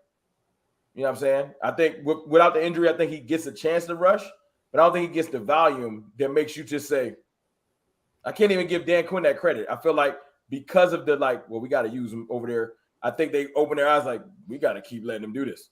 Football gods, yeah. The beautiful accident ever. Shout out to D Law for that foot. So D Gunner with the $5 super chat, he said Diggs is going to get smoked. Again, we're behind, so that's why they're still talking about that. Diggs is going to get smoked this season. Terry was cooking him last season, but we had Brucey from the longest yard playing quarterback. Blame it on the popcorn, right? Ricky said, boys winning the division, but I won't sleep on Philly. Okay. Cowboy fan, not so out of the world. LT said Diggs was he got cooked in the playoffs. and that's what Ed said about Ayuk getting him with a couple moves. Yeah, Ayuk was getting at him. I liked Ayuk though, and I thought he was a good pick. Big jokes, and you can't. It's like 6 clips out of a whole year. He got like over almost like. Kadarius Toney clip was a popular one too. That's Tim Patrick got him. Patrick from the Broncos got him too. And I bet you every corner on y'all teams would trade in all of those little clips for an all-pro play. Everybody will take 11 interceptions. At the end of the day, look. All-pro. Get the interceptions. All-pro. Yeah, all-pro. And all-pro is great. Biggest. That's at the top. Yeah. Yeah, he had a great season. Again, though, I just got to see. Look, take the all-pro. Hey, man, take the all-pro. See Jalen Hurts do it again. If we talk about got to see him do it again. If I was a Cowboys fan, I'd be ecstatic about Diggs, but I'm just asking you got some worries. I see Cowboys fans, they comment that they worry about his coverage. I know he gave up a ton of yards last year. So. But I'll say this about Cowboys fans. This is one of my big, since everybody watching, I'm not responsible for all Cowboys fans. We got a lot of idiots in our fan base. I just need to let that be known. That's every no, but we got the biggest fan base, period. And it's too many idiots floating around where some random dude in Ohio that I ain't never met jump up and tweet something like, look at your mans. I don't know him. And I don't care about his opinion. I worry about me, in my opinion. So I'll claim idiotic opinions. It's a lot of people out there, Diggs is trash and I'm a Cowboy. That's my most hated thing on any platform. Stop telling me how long you've been a fan And that, because you say you're a fan, don't make your point valid. I don't care if you've been a Dallas fan for 70 years. Shut up. It don't matter. Hey, I can agree with the shut up part. Now, but look, at the end of the day, I do think, though, for as much as the people were trying to, again, it's practice. And I said that too. It is only practice. But I think that clip was more thrown out there by Cowboy fans. I saw more Cowboy check marks saying negative stuff about that. And I think Diggs is more worried about that than somebody in Philly. We're supposed to take every opportunity to see something bad and make a joke about it. It is what it is. You know what I mean? But yeah, I think that's why I put the Jalen Hurts clip out, and y'all ain't like that. That clip went off. I'm talking about. And then guess what though? So the clip goes off, and then the first time you see him in season action, he goes 6 for 6. He didn't get it incomplete. So yeah, I would be nervous if the dude we was just talking about didn't own the quarterback. I would be nervous. Who? If the dude Trayvon Diggs didn't own Jalen Hurts, I would be nervous. But every time he throw his way, he running out of the direction. He ran another direction. I would try Anthony Brown this year. Just leave it alone. 4 interceptions in 2 games. Just it ain't your thing. Throwing at Diggs ain't your thing.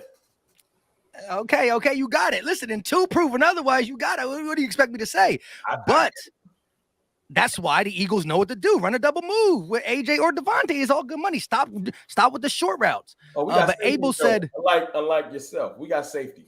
Yeah, so let me get that. So our safety group, I believe in. But when you look at the defense, Bradbury on one side, Slay on the other side, Avonte Maddox, to me, is a legit slot. He's kind of like how your guy from UCF, Robinson. Yeah, he's playing on the outside though. Rookie season for Maddox was great in the slot. We had injuries. We tried to put him on the outside, and he gets exposed just because of the size advantage and not used to playing it. So some people are just better. So I love our corners, just that the safeties are really unproven.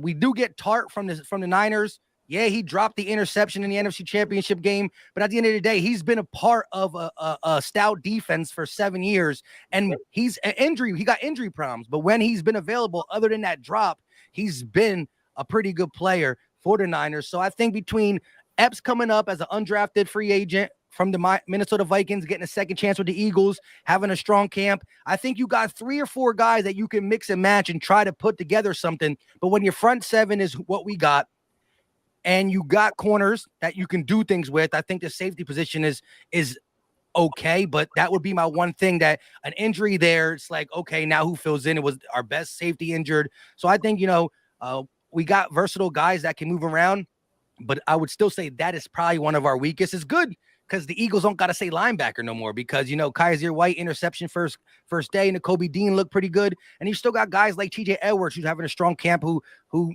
I think is going to be a starter alongside of Kaiser White. Then you got Kobe Dean as your depth to start out the season. And even a guy like Davion Taylor, who we're all high on, he just keeps getting injured. And I think one more injury is going to set aside, like, he just might not be able to stay healthy in the NFL. And that happens to some people where they got a skill set, but it's like, man, you get on the field 3 games in a row, we start to hype you up, and then boom. Kadarius Toney. I'm starting to feel that way about Kadarius Toney with the Giants. I mean, the guy was hurt every year in his career in college, 3 out of 4 years, and hurt last year. He's already hurt this year. So I'm starting. Your coach higher on him or Wan'Dale Robinson? I think that's a good question. I mean, obviously, he had nothing to do with, this regime has nothing to do with the drafting of Toney, but I do think Toney really does fit that type of offense. You think about like Kansas City. I feel like I think he would be great if he get his. I got a corner on my team that like to rap too, so I'm with you. I need people. It's health with Toney. I think Toney's good, but he's got to stay healthy. I know how I feel when you like. I wish he would just lock in because he got the talent. Yeah. The corner I'm talking about, there's reports out there he might get cut. He at that point, and he was a 2nd-round pick. But he's so not focused. He got mixed up in some other stuff. I'm pretty sure y'all heard about that, the off the field. So yeah, it ain't worth the price of admission. And it's sad though, because I was, as you asked Mike, I was pumping my chest out last year. Yeah, he was. Sometimes you gotta just humble yourself, like, well, I was wrong about that. And so he's so far down my depth chart. If they cut him, I wouldn't even feel that. Yeah. It's like, I don't feel like it ain't got nothing to do with his talent. I just don't feel like he's locked in. And I just want people on my team I'll take a lesser talent that's more locked in. Like we got a corner we drafted this year, Deron Bland.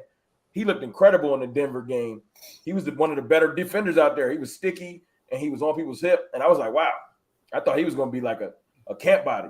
You know what I'm saying? He looking better than our second round pick last year, who I'm just waiting to make a little flash.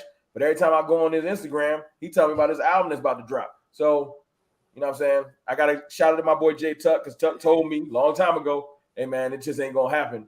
And he just – You want a football player. You want a guy that's focused on football. Yeah. A lot of Giants fans are getting on Tony for that. I don't get that sense from Tony this year. I'll say that. He seems like he's fully bought in. I will say people were getting on him a bit in terms of the voluntary camp, which I didn't like. In a new scheme, second year, new head coach, new GM, wasn't a great look. But he seems like he's putting the work in. I just worry about the injuries, man. The guy just seems like a walking injury. So I hope for the Giants' sake and his sake that he finds a way to stay healthy this year and in the future. But it's definitely a big concern for me. Yeah, real quick. Abel said about Cam, Sims, Mawson, Diggs, and Terry owns them. Trav said, quick question to Cowboys fans. Are y'all winning y'all fourth playoff game this season since '96? You got that? You gonna win it? Y'all winning this year? A playoff game? CFT? Yeah, I don't do that. You know, you know me long enough. I go with game to game. I do a record prediction because people ask me, but you ain't never heard me come out and say anything about Super Bowls. You hear in the moment, yeah. I live in the moment. That's why I had so many Cowboys fans that was miserable last year. I had a great year. I had 12 smooth wins. Nobody thought you were winning 12 games last year. Going into the year. I said it. But when it happened, I had a good year. I had a horrible playoff. Wasn't that like your floor? That was your floor though, like 12, right? No, you said 10 maybe. That was my ceiling. Oh, all right. But I also, when you say that, you need everything to break right. And when you do something like lead the league or tie for the lead in turnovers, that's everything breaking right. And you stay healthy. Something the Giants thing that I heard today was, I forgot which one of you guys said it. Something about taking your lumps. You know what I'm saying? And needing to get, you know what I'm saying, get your mind right. That riding high all year to have that playoff game go the way it did, that's some of the best thing that can happen to you as far as just player development. Me too. Best thing that happened to me. I feel you. But I'm just saying, like, I feel like the players learned a valuable lesson because they probably walked in that 49ers game thinking it was sweet. You know what I'm saying? And they got their mind right really quick. You know what I'm saying? So I'm sure anybody that's worth their salt, any real athlete, that should have been on their mind all year. That's why the other night, when we looked so bad in the preseason game and everybody was making jokes, and I was like, yo, nobody that's really gonna have anything to do with this season played last year. I mean, played in that game, but maybe like 2 people. Like most of them people are getting cut. 5 of them people got cut today. Like, you know what I'm saying? So when you sit 20 starters and then another 3 or 4 people that's going to have contributors like Michael Gallup and stuff like that are injured, I'm just like, you know what I'm saying, are coming back from that injury. I'm just like, let my team look bad the first 1 to 2 to 3 weeks before I start hanging my head low, you know what I'm saying, and saying, I don't know if this is going to be the year.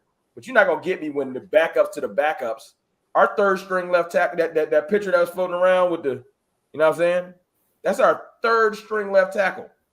And people want me to defend him. I'm not defending the third string. He's supposed to get dominated. He's third string. Yeah. Like, you know what I'm saying? Most teams be happy if they got a good backup left tackle, not the third one. Yeah, we need that. We don't have a swing tackle. Offensive line coach, though, Mike, so it's a little different. That's one of y'all assets. Yep. You know what I'm saying? We just be throwing out. When he retire, you're gonna be emotional. He's not allowed. He's not allowed to retire. Shout out to Art Make Peace. He said, at the end of the day, we know the Giants are still terrible. Washington is improving. Dallas is just Dallas and will choke when it matters. And the Eagles are stacked. Hey, Washington is improving. About the stack part. I got a real question for you, Mike. Go ahead.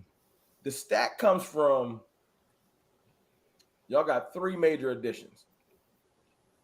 That's where the stack came from. Because 2 of those players, Jordan Davis ain't going to start. At the beginning of the year, for sure, yeah. He's going to rotate in, but he's not going to start. I think first game he's going to have at least 25 snaps. Yeah, but we're not talking snaps. We're talking in 60 out of 60. He's not going to start. That's a third. That's a And third. Kobe Dean not going to start neither. So when people throw them out as big contributors, I'm like, they got to get on the field first before I get afraid of them. Hassan Reddick, excellent signing. I ain't got no hate for Hassan Reddick. You know what I'm saying? James Bradbury, right? Mm-hmm. Right?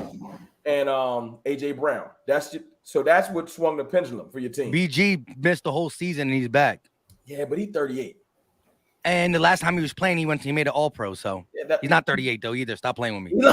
He's 36. He's like 35 and a half. I'm just saying. Look, y'all got a lot of 30-year-olds on your team, by the way. I did the research. I did the math. Oh my God. You always say the same Y'all got a lot of old people floating around. Y'all got I'm going to tell you what it boils down to for the Eagles for me. Can they do what they did last year? They stayed basically completely healthy. Yeah, Can that happen again? You look at the New York Giants last year, everybody got hurt. Well, I pray everybody's healthy. That's common practice for the New York Giants, but the Eagles in the past, not so long ago. Doug Peterson's whole regime was filled with injuries. We got a Super Bowl with injuries. Are you banking as an Eagle fan? And I still think you're winning the division. I'm picking the Eagles. No, they not. I thank you, sir. Banking as an Eagle fan this year to stay as healthy as you did, because I don't think you're gonna. I think you're gonna have some injuries. How you get concussions and y'all practice the least in the division? You got a bunch of people with concussions walking around. I actually was worried about that. My whole thing was this. I understand you can get a concussion anyway, but like we got protective headgear on. We're going out of our way not to get them. And I ain't never remember an Eagle season where 5 practices in, 3 guys have concussions. Although Jordan Mailata and Andre Dillard, who had them, they played the first preseason game. So how was it mild? Was it just? I don't know. But we definitely bubble wrapped the whole practice. And last year I criticized it, but as entertainer said, we had a tremendous healthy season. But here's the thing: you really can't when you're trying to grade your team right now. Oh, you can't. You can't. You know. I say with me, I'm in the back of my head. I'm like, we'll probably have injuries, but I'm not going to go into the year being like, oh, Barkley's going to go down. Thomas is going to go down. So same with Washington. His whole D line. His D line was decimated. The Giants in Washington last year got destroyed. Oh, yeah. Injuries was terrible. Like I said, we had a guy who didn't even have a Sunday Night Football intro. Like guys we didn't even know who their name was at the time. Y'all got the last 5 games with wild COVID. Oh, the protocol, the COVID protocols, because the whole Eagles game where it got postponed. So I can see if you say the second win don't count because of the COVID, but that first one I was there for that.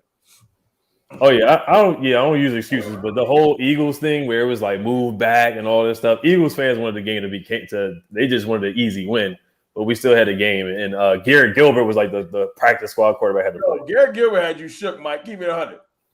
In the first play where he cooked Darius Slay, Terry McLaurin, Moss, Darius Slay, definitely but at the end of the day, we knew that wasn't happening. I hate playing. I mean, you better be Garrett Gilbert. I mean, y'all barely beat Nate Sudfeld, so you know what I mean. You know what I mean. When y'all got gifted in the NFC East, and again, I know y'all listen. No, it wasn't barely beat. I mean, we had 3 picks on Nate Sudfeld. Yeah, but I mean, it was still like a 10-point game. Like but y'all did the right thing. Y'all wanted a better pick, and then you traded the pick. So y'all were smart for doing that anyway. Oh yeah, we're still eating off that. That's why we got 2 picks next year. And we're eating off Wentz and giving y'all the division. Sorry, Giants. Sorry, not sorry to say the least. But hey, listen, it then eventually trickled down to you getting a whole new coaching staff. Yeah, so you know. I got a question for Mike though. This is a serious question because everybody in this division, obviously the Cowboys, without the hate, people just always gonna be like, y'all gonna choke. That's the running joke, so that's fine. I know what the Giants is doing. I know what Washington is doing, but there is truth to that too, though. Yup, hey man, feel how you want to feel. I ain't here to change your mind. That's true. But y'all been walking around. It's been all-star team and all this extra stuff, and I ain't say none of that. I'm loving the offseason because I'm used to y'all. See, y'all like how you know a person or you know an organization. Y'all channel y'all energy off of doubt, underdog mentality. No, this year the doubt gone. I've been loving social media. Y'all are walking around like ain't nothing gonna go wrong. I love it. So the other day when he went 6 for 6, it was like a spark got lit. I said, "Oh, they tripping now." So I'm loving the expectations. I'm loving every time I turn on the TV. They're like, yo, Eagles winning the division easily. It's a walk. It's music to my ears. It's music to my ears. I'm glad. But I want to know how you feel about it legitimately. Do you like all of this extra hype? Because I love it. Well, look, at the end of the day, expectations are expectations. I think that the core we have know how to rise to them expectations. You're right, though. The underdog mentality has been a key thing, but it's a new regime. That's dead. Well, yeah. Look. I still think things will. I still think there's going to be some outlets not picking the Eagles to win a division, but I do think there's going to be more that will pick the Eagles than I thought like a couple months ago. I thought it will eventually go back to Dallas winning the division as it gets closer. No. You think we're going to be able to move the ball? All right, now we exaggerating. No, because you got people saying that my number one receiver is brick hands, and then when I named the other dudes, I saw y'all laughing. So we shouldn't even be able to score 10. So last year you led the league in points. I know, right? So my point is, when everybody's gone, and we're not supposed to look, Zeke is old, and we should start Pollard and all this extra stuff, and we ain't got no receivers. So when that come out cooking, the excuses of look at his receivers, that is going to be gone. Well, look, I got you guys winning double digits. I just got us winning more. Wow. I got like take this hodgepodge of receivers in double digits. Well, according to you, Michael Gallup will be back week 4. You can always use Trayvon Diggs as wide receiver, right? Y'all done weirder stuff. I'm just kidding. But look, to answer your question about the Eagles, yeah. We won 9 games with a pretty much the same type of schedule, with less talent and everything being new. You add talent. Health definitely got to play a part in our role, but if you're an Eagles fan this year, you should be excited. I'm going to tell you as a Giants fan, I personally don't think any team in this division is beating the likes of the Bucs in the playoffs, beating the Rams, beating the Niners. I don't think there's a team in this division on that level. But why is Niners always put on a pedestal though? I don't think the Niners are that good. In terms of this division, if I'm an Eagles fan, I'm going like you just said. Yeah, they played a soft schedule last year, but they played a soft schedule this year. And you guys made a number of key additions. Like I said, if I was an Eagles fan, the one thing I'm worried about is we got lucky last year in the sense that nobody got hurt. So are we gonna be able to duplicate that? Yeah. But if you're an Eagles fan, how could you not go into this year? The Eagles they got a dream team. They got a dream team right now. They got an all-star team like Miles Sanders said. They got a dream team. They got a good roster on paper. Team with a JV coaching staff. Period. A coaching staff that first year won 9 games, got to the playoffs. Come on, you got Mike McCarthy. As long as Aaron Rodgers ain't here to carry that man. You try to not say it. Jonathan Gannon is your biggest thing to worry about. You try not to say it. I was waiting for it, and I ain't gonna let you slide because that's the problem. Jonathan Gannon ain't know what to do with his defense last year. Y'all was like 31st in sacks, and I don't care if Hassan Reddick come out there and get 20. That ain't gonna be enough to make y'all jump from 31st to top 10. Well, we got 3 people who are going to impact the D line that we didn't have last year. How many sacks Jordan Davis given? Because I 5. can't wait. 5. Stamp that 5 sacks for Jordan Davis as a D tackle. Not even starting the whole season, but we'll get to that. Let me just say this real quick. To Ed about the dream team thing, all that, right? Well, All-Star and dream team are different, right? They're different. They're different. That's still big talk. But also, the dream team should have never even grew legs when it did back in the day, for the simple fact that it was a backup quarterback who's only been on the Eagles roster for an hour. The dude didn't even get his jersey yet. The dude knew he was the backup, so he wasn't going to play. At least Miles Sanders has. To be fair, you did add the guy from the corner from the Raiders, and you added Steve Smith from the Giants, right? That year, you had a couple of big. We added a bunch of we added a bunch of good. By the way, it was my favorite year of all time. You want to talk about expectations?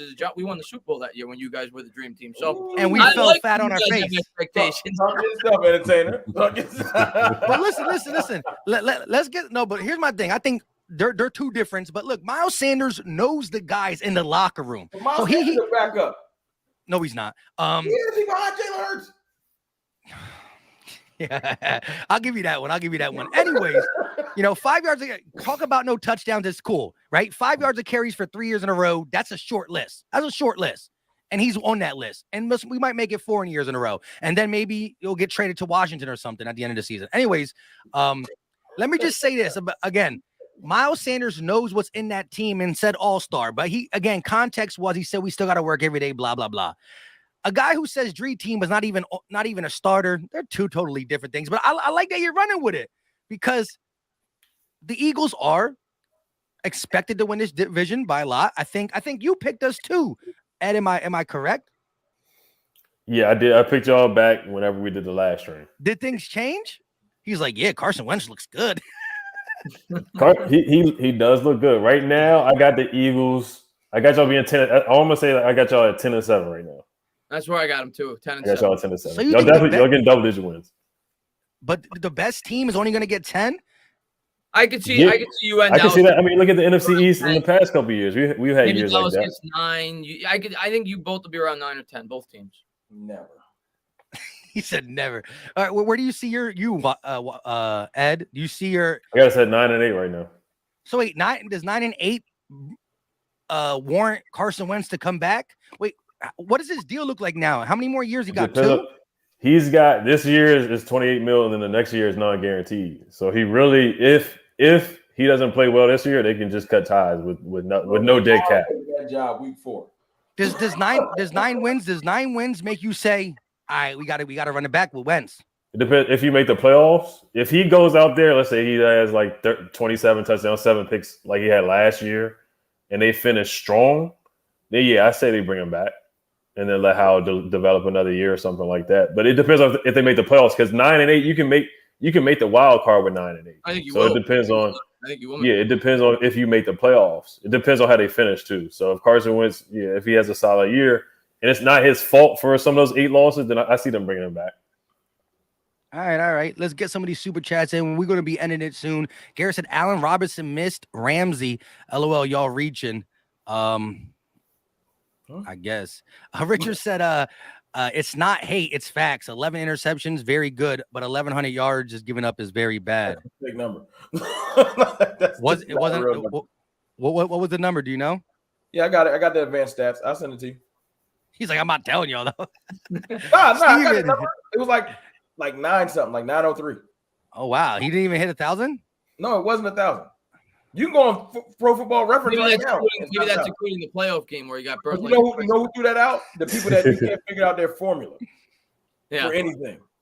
What the advanced metrics? Just throws out grades. You don't even know how you grade them. I don't know. We just 78, 92. Like you don't know what PFF doing. They just throw stuff out there. They don't explain themselves. That's why I don't really rock with them no more because it's confusing.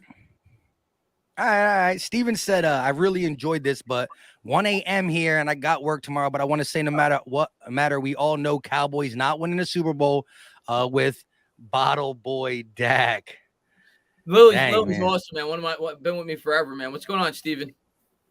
Kenny said, I must agree, Dallas is great in the regular season. I mean, I ain't gonna argue with that respect. Michael said, just like I said in the chat, y'all made Diggs 8 chicken wings, breakfast, lunch, and dinner. I mean, look, Diggs is Diggs, all right? Breaking the Washington Giants have released Dak Prescott after getting benched in his first preseason game. Hey, Mike, Mike, this is why Diggs deactivated his account. This whole chat been dominated by Diggs. He probably got tired of it. He's like, yo, man, this is a chat. Imagine Twitter.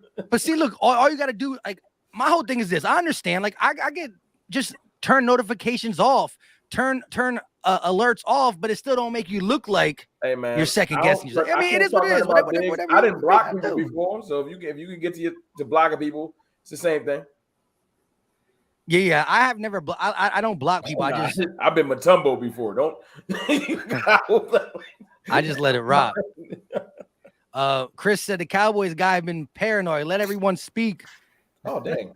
Right, Jason Chris said, "Y'all want to." I'm enjoying listening to you about everybody's team. Exactly, and listen, the Cowboys. Listen, at the end of the day, Cowboys are always going to do a lot of talking. They've been doing it for 25 years. If you're familiar with my channel, I talk a lot, so it is what it is.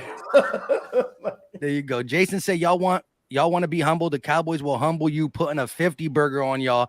And the defense come out like a bunch of dogs on the field, waiting for food to eat. Look, man, turnovers are not easily duplicated, and we're going to see what y'all can do. LT said Dallas guy thought on Michael. Oh, yeah. What you got thoughts on the Michael Irvin comments about being scared and dynasties talk? I about that. Go ahead. No, I disagree. He was wrong. I'm not even. I didn't even hear what he said. No, listen. You say it, Mike. No, so Michael Irvin came on on Jacob Media Sports. They're like a YouTube channel that talks Eagles, but they're like, they pay people to come on, like they could get like Derek Guns and stuff like that. And so Michael Irvin came on the Dan Celio's show, and he was saying that depending on two things, he still said depending on how Jalen Hurts goes and Nick Sirianni, but the pieces that are being built there in Philly are dynasty-ish, right? Now, look, here's my thing. I don't agree with that, right? Like, because I don't think. Here's what I'm going to say, and this isn't even a knock on the Eagles. It's like impossible to have a dynasty in today's NFL. It just doesn't happen. There's no parity. Yeah. The New England Patriots are a rarity. There's never been a team in the history of the NFL that's won 3 straight Super Bowls. So correct. It's very hard to have it. The Cowboys were close. They won 3 out of 4, but it's. I don't see that. Look at the Chiefs. The Chiefs were trying to be that next thing, and they couldn't do it. Forget the dynasty talk, but to me, I just liked how Michael Irvin kept coming back saying, as a Dallas fan and as me wanting Dallas to good, I am worried and I am scared. I'm gonna tell you what. It seems like Michael Irvin is trying to praise up everybody else because he went on to talk about Evan Neal with the New York Giants this week too, and he said that I think he worked out with Evan Neal this year or something like that, and he said that Evan Neal is the freakiest offensive tackle he's ever seen. How he's this incredible. I'm like, wow, Cowboys guy saying this. So he was up in Evan Neal as well. So maybe that's his strategy. He's going to try to praise Michael Irvin. If you've ever watched one of the pregame shows, he never picks the Cowboys. Yeah, like he doesn't. No, he don't pick the Cowboys. It's a reverse psychology thing. Go back and watch any of the preseason before game. He always picks against the Cowboys. That's why when I saw the comments, I'm like, everybody running with it. They don't really know Michael Irvin. He's trying to reverse psychology his own team. I don't know if it'll work, but it won't work. I'm glad the entertainer dropped that nugget. He went on. He probably would go on the Washington radio and tell him how Ron Rivera is a great coach when he only got 3 winning seasons in like 15 years. But people lie sometimes. I don't think he's lying about Evan Neal, by the way. I don't think he's lying about Evan Neal. No, Evan Neal's great, but that Ron Rivera thing is a fact. 3 winning seasons. What did Mike McCarthy do these past 2 years? 3. That ain't you bigging up Mike McCarthy right now? Absolutely. I've already after that quarterback sneak that he called, you're gonna big up Mike McCarthy off of that? After that? Right now, he has a better career. I'm gonna give you a take right now that you're gonna. Because Aaron Rodgers. Look I'm gonna give you a take right now. With other teams. Mike McCarthy. If you guys miss the playoffs this year, Mike McCarthy's gonna get fired. Yeah. He's on the hot seat. But it can be anybody for Dallas, though. Sean Payton will come Jason here. Garrett lasted for a million years there. Yeah, but Jason Garrett would kiss Jerry's butt on a different level. But I think you have your coach waiting in the wings, your offensive coordinator. But I don't think Sean Payton would. I'm just saying, that's the fake rumor. I don't think he would want no parts of this. Payton? I know we want him. He lives in Texas, right? Sean Payton, he lives in Texas. Yeah, he lives in Dallas. Yeah, he lives in Dallas. He started his career in Dallas. Him and the Joneses are like this, but he also can see how they get down with coaches. I wouldn't want none of that. And they said this real story is if Brandon Staley don't get it done, the option is the Cowboys or the Chargers. I'm not coming to Dallas dealing with Jerry and them. I'm going to – you see what the Chargers offseason look like? You saw that talent they brought in? They spec. Chargers are going to be really good. You think I would want to go to the – so Stephen Jones is trying to talk you into a 15th or 4th round you would have to trade for him too, because you would have to trade. Whoever tries to get Sean Payton, if it's next year, would have to trade something for him. Well, even if I'm just saying, he wouldn't want none like other teams. He wouldn't want to come here. This ain't got either coaching prowess. I just don't think he know the Joneses. He see how they get down. Mike McCarthy just literally he ain't had no other choice. It's a high profile job.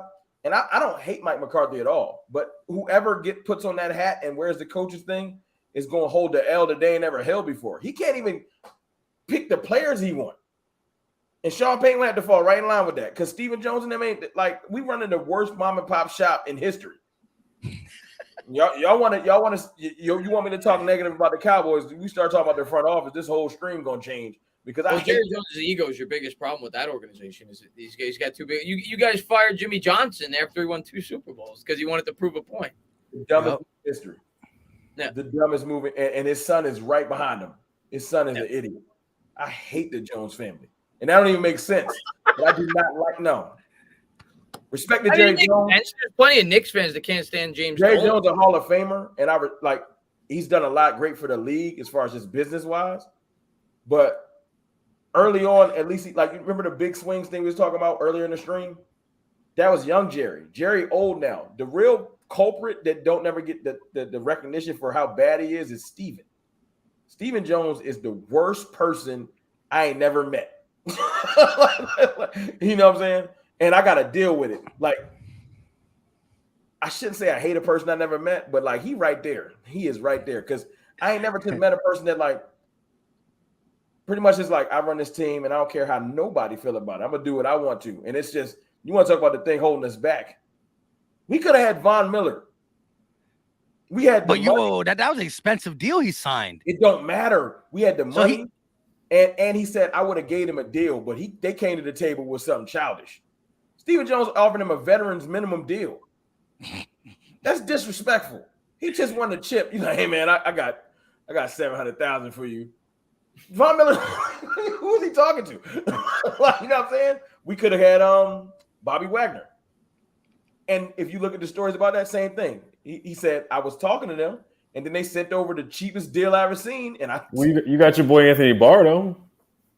And look what he signed for. He just took the disrespect. He took the disrespect. Yeah, and he waited. He realized, okay, nothing else is coming. I might as well take that cheap deal. Dallas I was like, this is a parody account. I was like, this ain't right because we don't sign nobody.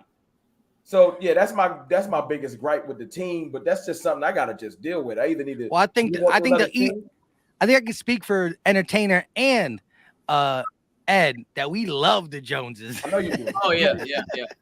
I hope he sticks around for a bit. Real quick. Surprise! I don't think he's going nowhere.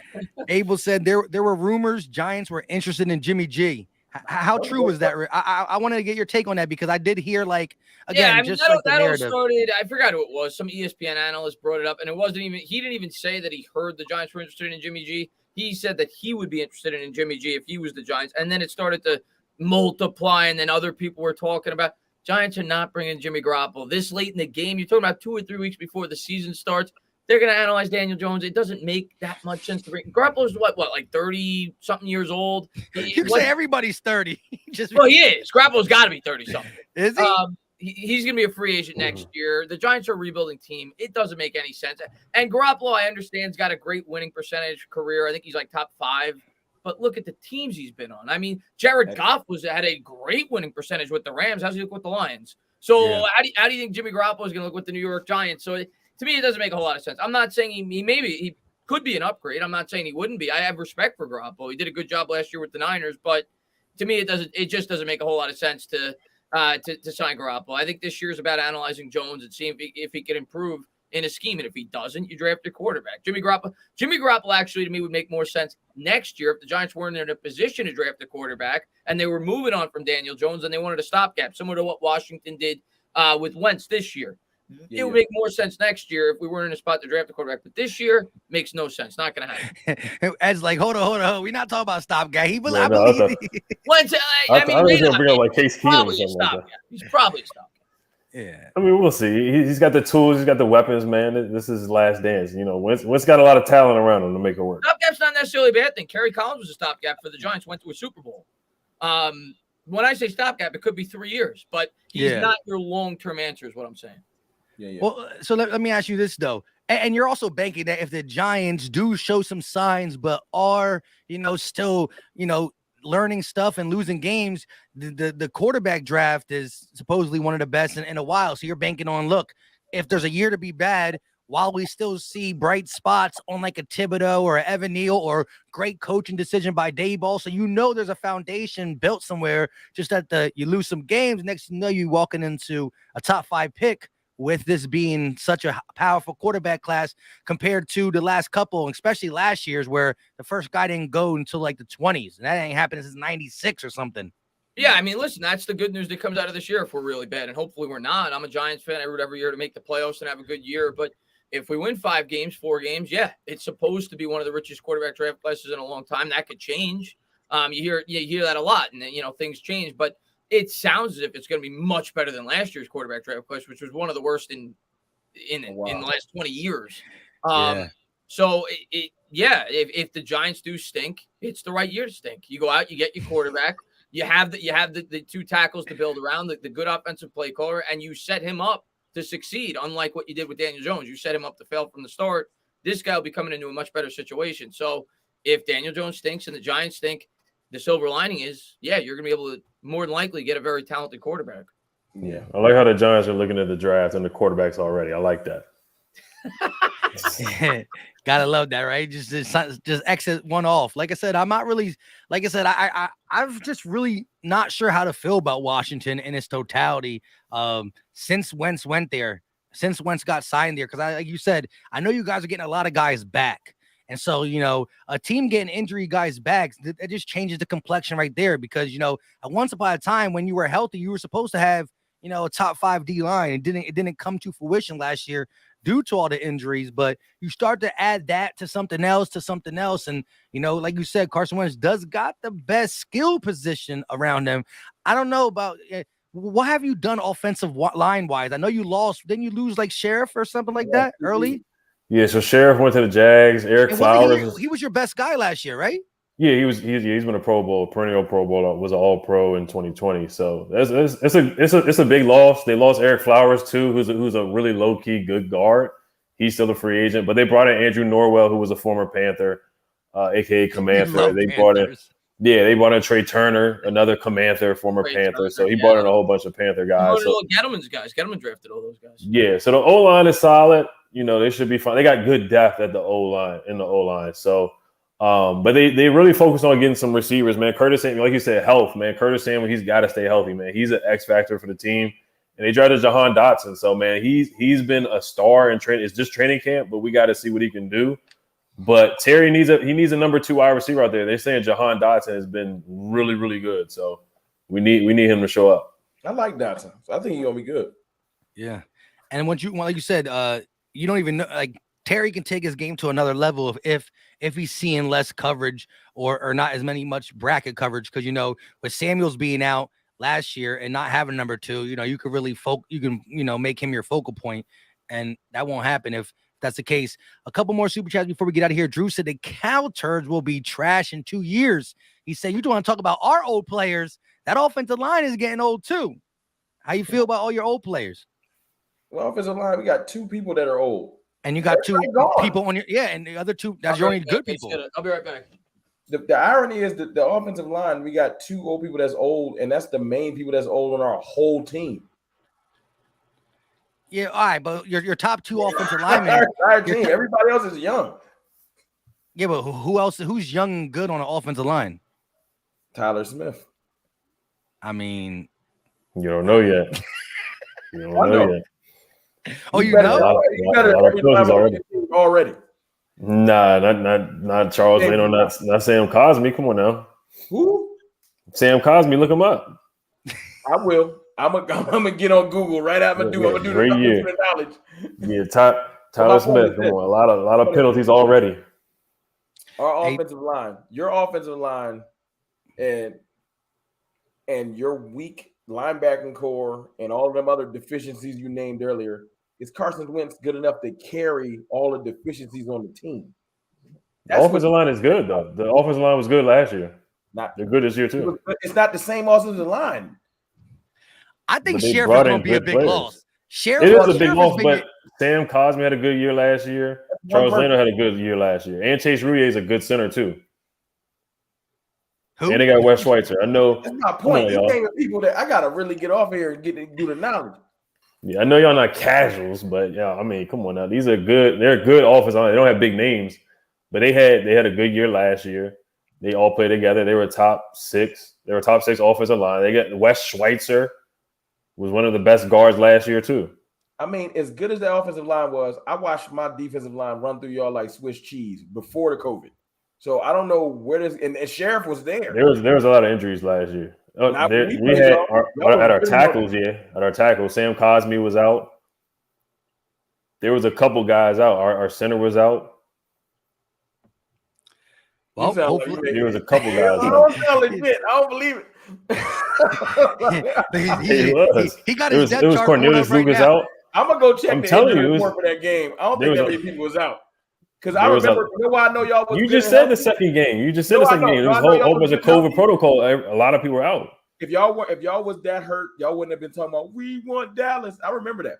That's because we came off the 4-game win streak. We still had a lot of injuries throughout that 4-game win streak. We had a lot of guys out. Y'all was hyped. Y'all was feeling yourselves. Oh yeah, we was. We was.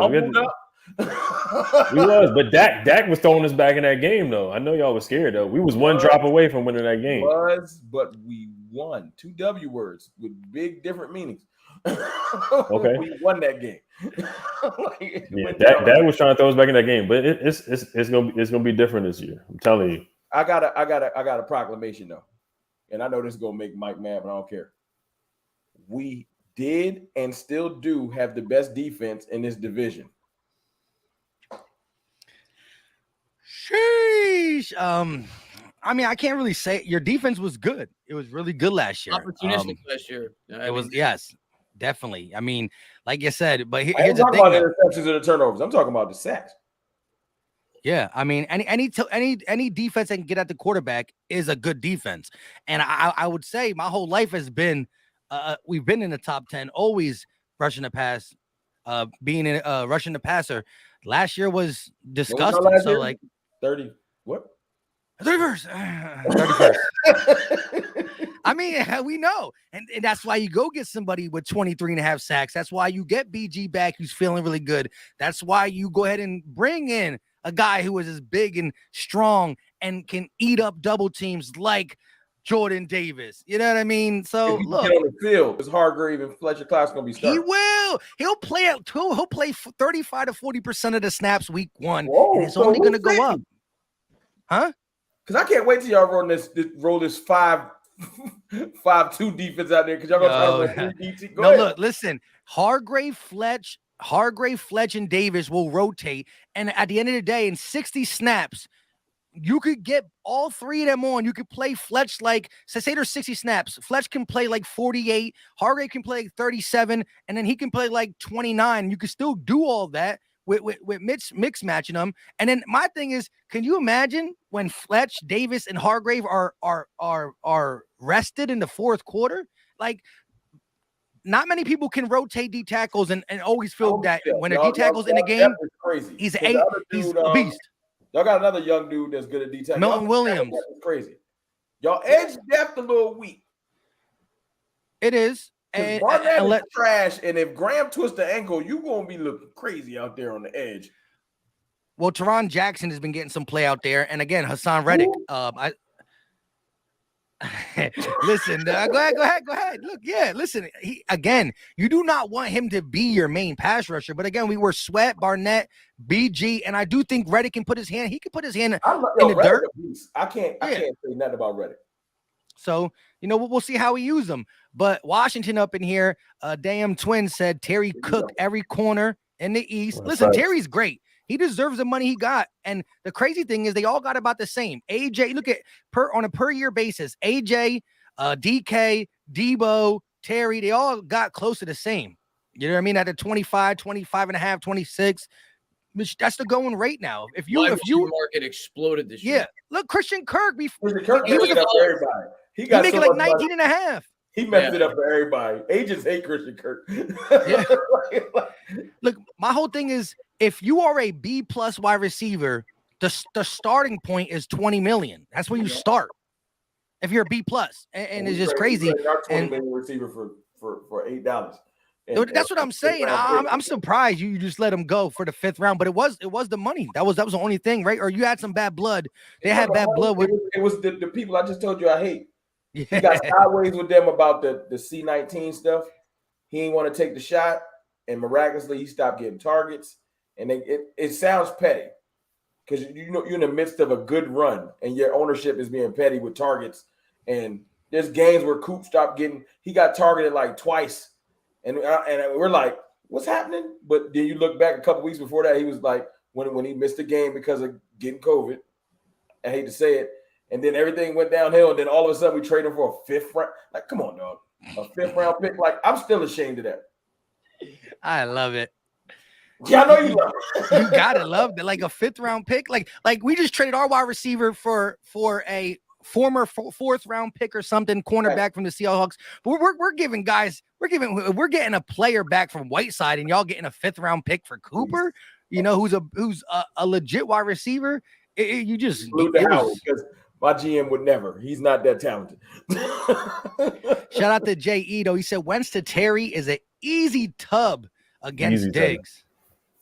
Yo, Diggs is dominating. You know what Terry gonna do. We got a couple more. Skeletor 70 in the building, $15 banger. He said would like all the teams to step up this year to become the NFC beast again. When the entire NFL hated playing any team in the division. Eagles on top though, while we're all pretty good. Love the stream. Thanks, gentlemen. We appreciate you. We appreciate you. I hope you're right, Skeletor. Yeah, look. I hope you're right that the Giants surprise people this year. He's like, yeah. I like y'all coach though. If you want to keep it real, I love the hire. Long term, I love the outlook of the Giants, but this is not the year for me to bat my chest. I just don't think they're going to hitch their wagon. If you want to keep it real, I think everything else is going to be trending up. I do think they're going to just move on from Daniel Jones. They are. I think I'm not going to say definitively. Maybe he does have a great year, but if he doesn't, they are. And I think we're looking at 2024 if we draft the quarterback, because I'm not going to get hype for the season next year, bat my chest with a rookie quarterback. But for me, it's about the process and building. So I like the direction, but it's going to take time. I'm not coming on here and spreading false hope and lies. I don't expect the Giants to be competing with you guys this year. But let's just say this. I think, again, next time we're going to get it, we can get it on your channel too. So if we do these periodically throughout the season, we'll actually have a lot more substance to talk about. Because right now, we're so close, but it's still all the what ifs, what if. We don't know who's healthy and all that stuff, And you know how we won the offseason and all that stuff, we didn't. Dream team. The dream team. But, we didn't do the schedule prediction, man. I thought we were going to do the schedule prediction today. We can end it with that. Well, I mean, we got to do that game, though. No, I don't think we got to go through game. I think we can just say, because I mean, we talked. I think we did two of these throughout the offseason, right? One way before the draft on who we want to draft, and we kind of talked about what our team is then, and we did it after the draft and now, so we kind of know where things are. But things could have changed. We'll speak our mind in its totality. But shout out to everybody in the chat. Hit that like button. We had over 1,000 deep the whole time. Wow. We are live on 3 different channels. Oh, the 3 channels. Yeah. So it's 1,000 deep. That's awesome. Philly Talk Podcast, CFT. And the real Ed Oliver. Next time we'll get, entertainer. We can get Giant fans still find a way in here. But we'll get it on his channel too. We'll get a little bit more in here. And we want to be able to do this. Hopefully nobody drops out. Hopefully nobody's team is so bad that they can't stomach to come on here. I'm just rolling. Whatever. I'm rolling with the punches this year. Yeah. At the end of the day, and listen, I've said this on my channel. Our season's gonna be epic either way, because it's gonna be what we thought it was. Or with all the pumping the chest out, if things go sour, I'm gonna have to take it on the chin too. You know what I mean? So we're gonna be right back. You never left, y'all bad. I'm gonna be here, and like I said, we should do this. Like every week is maybe too much, but we can do like quarterly and all that. But we'll have legit substance. Say it's a Washington Cowboy week where me and the entertainer will talk. But we'll let it be a lot of, you'll be firing your shots and stuff, but it's going to be great. There'll be times where we don't play each other. We can, the Broncos are going to beat you, blah, blah, blah, blah, blah. It should be good if we do this with season information on the line. Like, of course, you can have more, quarterly will be dope. Yeah. Where we at? Once every 3 or 4 weeks or something. Yeah. Facts. Shout out to Tug. He said, I think the Giants should get Jimmy G. Also, I think the Cowboys will hire Sean Payton next year. Landlord said Jalen Hurts is terrible. I hated him at Bama. He almost lost us 2 rings, but he also came in and saved your booty. He is very mid and will just be good enough to not get replaced. That's my Cowboys dog, fan. He did come in when Tua got hurt and saved the day. I'm not going to destroy Jalen Hurts. I destroyed him last year. Keep destroying him. I will give you my honest opinion. I do not think he's going to be your long-term answer. I honestly believe that to my core. I do not think he's going to be a long-term answer, but I do think he's going to be good enough, like that Super Chat said, with the roster around him this year to keep his job. I think he will be back. Your team apart too, because if they get rid of Jalen Hurts, AJ Brown gonna be sick. I don't think Jalen Hurts is going to be the quarterback. Well, he does have 100 million reasons why to still play for the team if that happens. But they won more games than I thought they would last year. We'll see how Hurts does this year. He's got more support, so we'll see. Big Reg said, man, why didn't I hear this alert? The beast of the East meeting his blessing with the wannabes with his presence. You're good, man. Rome, God bless the Cowboys and no one else. Salute my dog, man. And then we got iShine saying, Philly Mike, please let him know he forgot to mention Kaiser White. That's facts. Listen, my man not only get an interception in his first preseason game, but he's in the locker room telling Hassan Reddick that knowing that he's only going to get a snap or two, or a series or two, he's calling a pick, and he got it. I love y'all preseason game because it went just so perfect. Y'all chest so pumped up. Y'all feel like y'all gonna go like 14. I can't wait for your record position. It better be 14-3, Mike. Don't come here with 10-6. I'm not look, at the end of the day, a preseason game is a preseason game. Ultimately, we lost to the Jets. Our depth pieces didn't do much of anything. Reese and that just throw them away at this point. It was just that bad. And it's a small sample size. But when you look at all the reports, it's been up and down for Jalen Hurts. You got you over there throwing an incomplete on an out route. All I'm saying is, all I can judge is what I've seen, what I know, and I know the improvement. I've read the reports of. I've heard people in the locker room talk about less hitchiness, more decisiveness, and I tell the people on my channel this all the time. Jalen Hurts is not going to come out here and never run from a clean pocket again. He's not going to be 100% great, but here's my thing. If he ran from 8 clean pockets per game, this year he might do it 3 or 4 times. I think the consistency in what he needs to do is going to be there. He's still going to play make with his legs and stuff, because why take such an elite talent away? Yeah. But I think that there's going to be more consistent, more substance to his game. He's still going to be like, oh man, that looks like Jalen Hurts last year. He's 24, but it should be less. And that's what I'm sinking my wagon to. And with a winning mentality and being able to win with less talent and more and less consistency, if you just give me that, like I know people are going to come in my comment section, Eagle fans, and say, like, if he's not considered an MVP in an MVP race in the first quarter, they're going to be like, he didn't get better. No, there's still steps to get better and not be MVP-ish. You know what I mean? You don't got to come out and be that. He's never going to drop back like Peyton Manning or Tom Brady. But there's things that I've seen from September to December and vice versa this offseason that, not just Sirianni, Goddard, Devontae saying that he's more decisive. He's more this. And Jalen Hurts is a guy who's never had the same playbook since his dad in high school. So all that gets factored into it, right? So I'm cool. It's called Dak Prescott. They never gonna stop. I got Cowboys fans that hate Dak Prescott to this day. He's 7 years in. So I hope you settled in. They never gonna flip. Jalen Hurts got to win 3 Super Bowls straight for your fan base to flip. Like, once people get dug in on hating a person, like as far as quarterback wise, they never flip. They all just wait in the weeds. And one interception, they're going to just pop out like, see? So I know what you're dealing with, and I'm just used to it. You're going to have to get used to it because they never going to flip. It's unfortunate, but it is what it is. Well, I'm just curious to see. And again, like, I do believe there's a scenario where, let's bring Washington in, Carson Wentz is playing better than expected. But I want to see how that fan base and Carson handles the first bump of adversity, whether it's, injuries to his team and he has to overcome it, whether it's, the media coming after him because I didn't know y'all were that cutthroat. The guy who said it to him, like I said, that interview, when I heard how he said it, I paused and said, did he really just look Carson in the face and literally say like, our team president responded, tweeted at him. He took his media pass away for saying that. Yo, it was bad. He took his media pass away. He took his media pass away. I mean, that's what the media does. They do ask questions. You're gonna have a lot of tough questions. So I understand why it takes media pass away. But a lot of people hate Carson, so they're coming for Carson's neck. But he's done a good job of answering these questions. They took his media pass. That's the best thing. He took his media pass away. They told He him all like, he I'm ain't even sorry. allowed around here no more. Yeah, straight on Twitter. He was like, "Yeah, you're not interviewing no more players. We're not letting you in the building. No more. None of that." Wow, Yo, that's entertainer, you didn't hear the interview? no, I mean, obviously, I'm hearing from you guys, but no, I didn't Oh hear it. man, He it's got like a rep. minute long, but he did so much damage in a minute. He just like you said, he lost his media pass in like a minute and 30 seconds.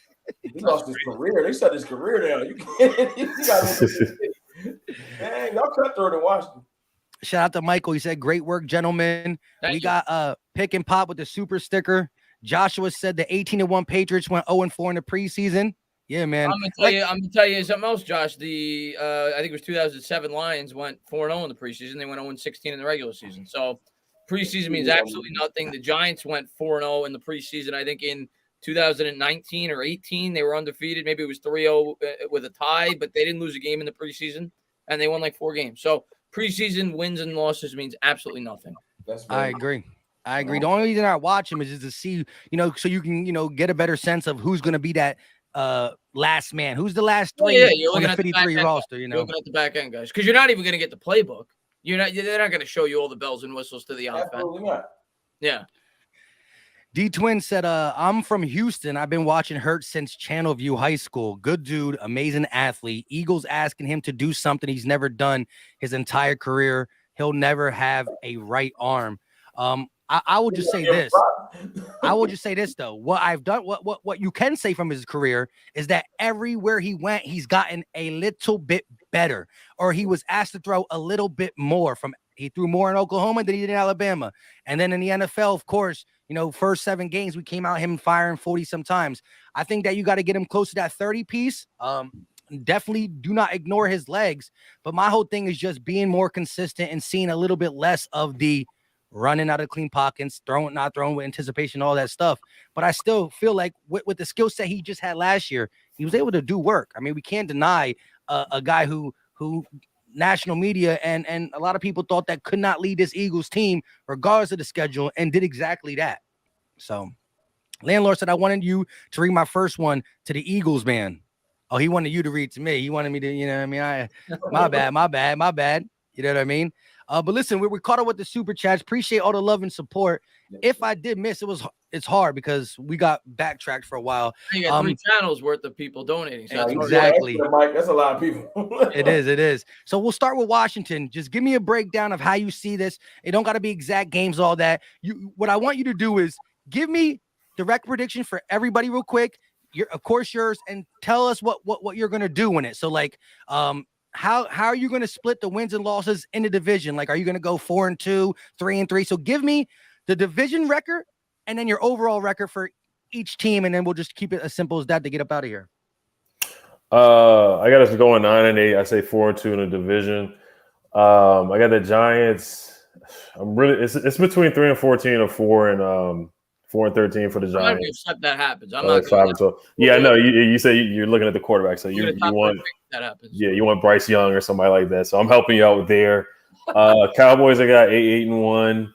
And the Eagles, I got 10-7. So I got the Eagles winning. I love the tie. You're hanging on. The very first one we did in the offseason, you stuck with it, and you've been rocking with it. So I thought he was going to eventually forget. He's sticking with that tie. Or I don't want to do the Michael Irvin reverse jinx and say y'all go 12-5, so y'all can go 8-1. Because I said 8-1 last year, y'all went 12-5. But I don't want to. I can't copy Michael Irvin. He's always sweating and going crazy. So, but no, I can see the Cowboys. I could see them being 10-7. But I got the Eagles winning right now. I got them winning the division right now. The All-Star team, the Dream Team. I got them as the best on paper. On paper, I got you guys at the best roster. But I got us going 9-8.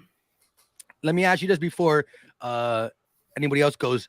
You're 4-2 in the division. Who's the 2 losses to? We split with y'all. We split with the Cowboys, and we sweep the Giants. All right, so the Cowboys. All right, so you split with both of us.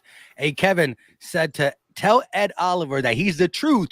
Please tell him they hang up a flag though. He want to see some more colors. I got you, Kev. Yeah, I got you, Kev. All right, go ahead, entertainer. Just break it down and listen. I don't think we're gonna have a great year. I disagree with that we're gonna be that bad. 6-11, my fault. 6-11. I think the Giants have a higher floor than they did last year for the simple reason our schedule is just ridiculously easy. And I understand teams look at us as an easy part of their schedule as well, but we have so many bad teams on our schedule. We're gonna find a way to win some of them. And the fact that we actually have a legitimate backup quarterback now. So if Jones goes down, Tyrod Taylor could step in and not absolutely embarrass the franchise like Mike Glennon did last year. So I think their floor is probably around 5. I also don't think the Giants are going to lose nearly as many players as they did last year to injury. And I think we have a much better overall coaching staff in terms of the schemes that we're going to run. So I got the Giants at I've been optimistic and said about 7.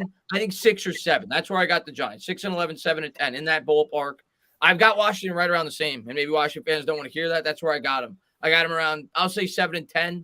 And then I've got the Eagles and Cowboys at about 10 wins. I say both of them right in that 10-7 area. I'll slightly favor the Eagles. I think their schedule is a little bit more favorable, being that the Cowboys are playing a first-place schedule. I think the teams are pretty comparable, though. But I'll slightly favor the Eagles to win the division. But it's close between the Eagles and the Cowboys. Respect. I got and you said you're I got it. Never mind. Go ahead, CFT. I got us going. If everything breaks right, like last year, I can see 12-5 again. Because I do my schedule. It's real simple. I just look on there and I look at literally the quarterbacks versus my quarterback, and I can't talk myself into 7 to 8 losses. I don't see that many bad quarterbacks because our schedule's sweet too. It's just I don't see it. I don't see Justin Fields rising up. I don't see Trevor Lawrence, like the type of quarterbacks we got on our team, on our schedule. It's just I don't see 7 or 8 losses, so that's out. You know what I'm saying? But I can see 11-6 because I don't think we're gonna sweep the division. One of y'all gonna get us. You know what I'm saying? I'm just being one of y'all gonna get us. I don't even know who. It's not gonna be y'all. We sweep y'all. That's easy. So you really think you're sweeping us though? If you gotta say then you really don't believe from the heart, right? Yeah, we just put that out there. It's not that. I just feel like, you know what I'm saying? I feel like eventually you gotta get somebody. We've been beating y'all a lot in the regular season lately. 2 years. It go down like that though. Just you act like it'd be like 5. We've been beating the Giants for 5. We could do it. Our last 10 meetings were 7-3 versus y'all. That's a pretty good. That's 70%. We beat y'all a lot. It's okay. Y'all did. Listen, y'all did. I gotta give it to you. I can't deny facts. But I can see, to be honest with you, I can see us being an 11-16, but a better team for it. That makes sense. Sometimes you're more battle tested. Like look at San Fran last year. Sometimes it ain't about your overall wins and losses. It's about being more battle tested. And I feel like the earlier part of this year is going to really tell the tape for the Cowboys. And it's basically because I feel like we're going to come out and we're going to have to establish a different identity than just we airing it out. You know what I'm saying? That's not a slight to Dak. That's just literal. They're going to bracket CD and say, so what you're going to do? And I think that they're going to get a ball to Zeke and Tony Pollard and make them run them right up out of that bracket coverage. You know what I'm saying? Because what's your best way to make a rookie comfortable, a rookie offensive lineman? Run the ball. It is what it is. Tyler Smith's best. His run blocking grade was tops in college football. So lean into what he's good at until you work on what he's not that good at. You know what I'm saying? So we're going to run the ball early and often. I feel like that first game versus Tampa is going to be like a 17-10 game because Tampa's reeling right now. They got a bunch of offensive line shuffles. They got receivers hurt. Tom Brady ain't even with the team right now. Tampa's going to come out and run the ball with Leonard Fournette. Problem is he looked like me, which is not in shape. So, you know what I'm saying? I feel like the first couple of weeks, we're going to try to take the air out the ball while we got these young receivers. We're not going to try to air it out. You know what I'm saying? We're going to be opportunistic. We're going to run a lot of play action. And I feel like the earlier part of this year, when we got the Rams and we got the Bucks and we got the Bengals, it's going to teach us a lot about our team because for the first time in a long time, the back half of our schedule, that's when it lightened up for the Cowboys. I'm not used to that. You know what I'm saying? So I feel like we can get on a roll later in the year instead of the schedule getting tough. You know what I'm saying? Most of the divisional games will be out the way. You know what I'm saying? By the time the real back half of it, because we play y'all on Christmas. Shoot, Christmas Eve, man. That's a dub for Eagle Nation. My thing is this. If we did split, you're not taking that game. That's not y'all are not allowed. Coming to Dallas and beating us in Christmas. You let that dream go. Listen, you're gonna have a sad Christmas this year, and I'm gonna love it. but I think that y'all gonna go. I think we'll best case scenario we'll have 2 games on y'all. Worst case scenario we'll have a 1-game lead on y'all in the division. So I ain't gonna disrespect y'all because I ain't disrespect y'all last year if you remember. You know what I'm saying? I can see y'all winning 10-7, and if we go or like if things don't break right for y'all, I still think y'all have a winning record. I think it'll be like 9-8ish. I feel like the Giants and Washington is going to make both of our teams work. As much as we disrespectful to the Giants and Washington, I don't feel like the years past of us being able to just circle wins. I think them days is coming to an end. You know what I'm saying? I think, and we're going to be better for it though. Them easy wins do not help you later when you play real good teams. So I'm glad that Daboll's in the division. And I'm even glad that Wentz, a legitimate quarterback, let me just not make no jokes, he's at least going to make you work for the win. It's not going to be like playing an illegitimate quarterback. That's good for the teams because you want to iron sharpen iron. You want to have to work for these wins. So we can joke on Giants and Washington all you want to, but there's some good pieces on both teams if I'm being just literal. And that's good though. I don't want our teams to think, oh, that's an easy win. I want us to look up and be like, oh, snap, we might lose this game. you know, because it makes you a better team for it. So that's my honest opinion. I feel like Washington and the Giants will hover around. I ain't gonna say like it's a cascading of like 10, 7, 8. I feel like the worst team in the division will have 5 losses. I mean, five wins. Dang. So, and who's that gonna be? Washington or the Giants? This is the crazy thing. I kind of feel like it'll be Washington, not out of hate. I feel like no, because I feel like they're going to bench Carson in middle of the year. I think they're going to shift to the future and just focus on development. All right. That's not if that happens. I could see that. Keep sleeping. I like it. Keep sleeping. Everybody disrespecting Wentz right now. I like it. Putting the fuel to the fire, man. Putting the fuel to the fire. I'm gonna disrespect Winston and Ron Rivera to the end of the yeah. We're gonna look at Mike McCarthy the same way, man. We're gonna look at him the same way. You know what I'm saying? But I respect y'all defensive line. I respect y'all other pieces. And I love y'all receivers. I liked John Dotson. Yeah, I like Dotson coming out a lot. I was mad he went there early. I was like, thought he was gonna slip to second. You know, and I only gripe I got with Terry is he looked like Wayne Brady. But other than that, you know what I'm saying? We all good. Yeah. When Terry cooks digs too. Shout out to Dave. If we win and he cook them, then cook away. I be caring about the win. It's gonna be a good matchup though with our 3 receivers.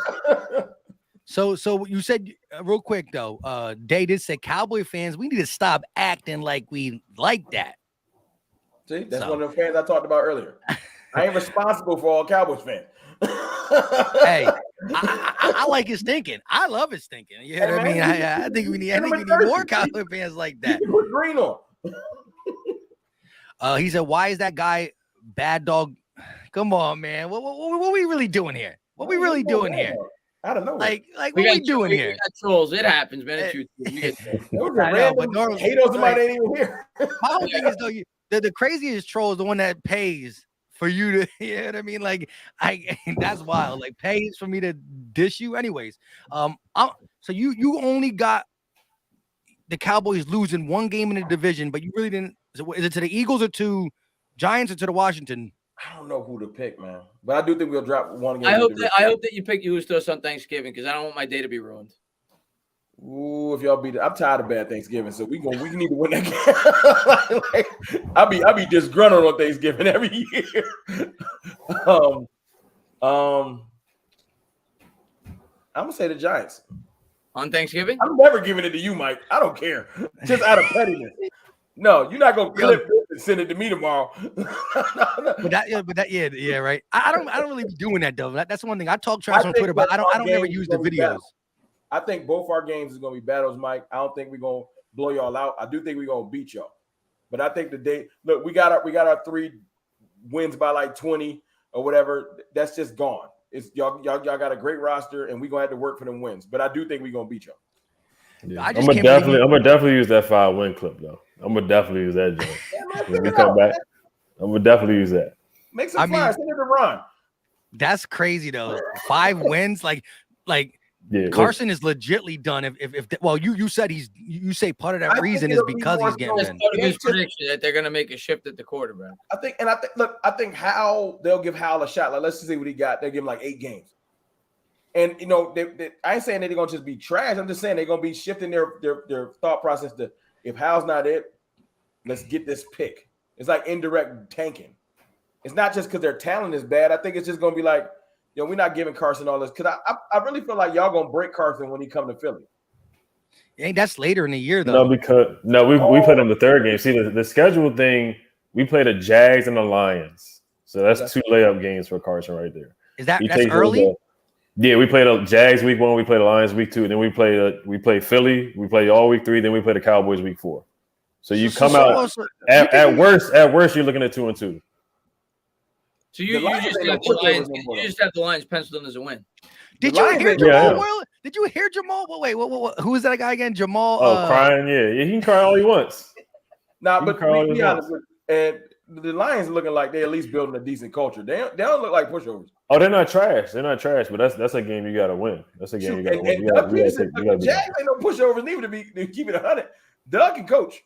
Comes down to the quarterback, Lawrence. True. That's crazy. I didn't know Washington had Jags and Lions back. The Jags and the Lions to start off. Yeah. That's again. It's any given Sunday, but if Carson Wentz, first of all, Carson Wentz, he needs to beat the Jags because the Jag is what finished him off in Indianapolis. Now, you know, he got to have a beef. He got to have a beef with that.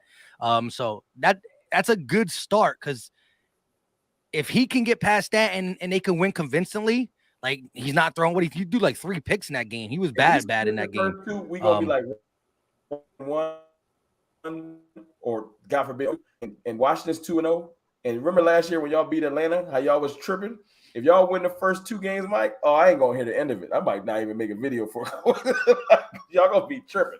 Yo, listen, Washington has a chance to start out 2-0, and that would build confidence. I don't think anybody should sleep on the Lions or the Jags. You know what I mean? But you know, you couldn't ask for a better combination just to test Carson, especially the Jags being our 1. But of course, Philly Mike is going to pick the Eagles to win the division. That's why we got to even talk about it. But listen, I got us winning I really do want to say 12, but something keeps pushing me back to 11. I think there's going to be a game where, Come on, all-star team. Something keeps pushing me back to 11. I think, again, and knock on fake wood because we were blessed with injuries. I think that could tear anybody down. Talking about the NFC real quick, if any of the good teams in the NFC, Rodgers, Brady, Stafford, if their quarterback goes down for a significant time, that team is done. That team is done. They're done. Their season's over. And so it could really break anyone. I was talking about the top quarterbacks. Oh, just kidding. Anyways, I see what you did there. Yeah, but so I got the Eagles winning 11. I want to say 12, but I'm gonna stick 11. I got Dallas winning 10. I got Washington being 3rd. I think they can flirt with that 9, but you know it's Ron Rivera, so I do think he falls a little bit under 500. So I got 8 wins for them. Right? You don't got a tie though. You got 8 and 9. So you know. That's not that bad. And then what Giants. What you mean by what's wrong with here? I mean, like more than not. Even listen. How's he a bad coach? He won Coach of the Year twice. Yeah, but listen. Why are you not bringing up Mike McCarthy? I mean, but the Dallas with Cowboys. Aaron Rodgers. Yeah, look. I think the Dallas Cowboys, although they lost some stuff, I still think like Parsons is gonna continue to do his stuff. I think their defense is good in general. I think you can kind of hide some of Mike McCarthy's blunders, not in the playoff really. Like that sneak was just wild. But I think the Cowboys still got some good stuff to work with. I think they're going to win 10 games. 8 wins for you, I think, because again, you won a division with being under 500. Like that's crazy. Like winning the division with 9 wins, how we did it that one year. Any way you can get it, man. Any way you can get it. So again, listen, you're gonna have a better record this year than you did when you won the division. So that you are getting better, just a little bit under 500, because there's no such thing as 500 now because of that extra game. Oh yeah. That's why I said 8 and 1. Yeah. I'm gonna give the Giants 7. I'm gonna give the Giants 7 wins. I like the foundation they're building. not sold on Daniel They're not Jones. there yet. They're not there yet. But yeah. That That's defense, Wink Martindale, that defense is going to be at least annoying. All them blitzes. Yeah. The other thing I'll say is I think our schedule sets up very favorable for a Wink Martindale type of defense because we're playing a lot of inexperienced quarterbacks, and a defense like that is going to be send the blitz as much as we're gonna. I think we will feed off of that. I think we will create turnovers, but when we go up against Aaron Rodgers, he's going to tear us apart. Hey, guess who's top 3 in the league against the blitz? I know Dak's good to get very good against it. So bring it. This is where I really want to see Jalen Hurts step up against the blitz. So playing the Giants is going to be interesting to say the least. But we play you in the back half anyway, so Jalen Hurts is going to either show he's the guy or we'll be figuring it out. But we play heavy play. If y'all going to blitz, at least we'll have a lot of games under Jalen Hurts' belt. I think that's all about being aware at the line of scrimmage. For being able to find your hot route and all that. So I still got the Giants winning 7.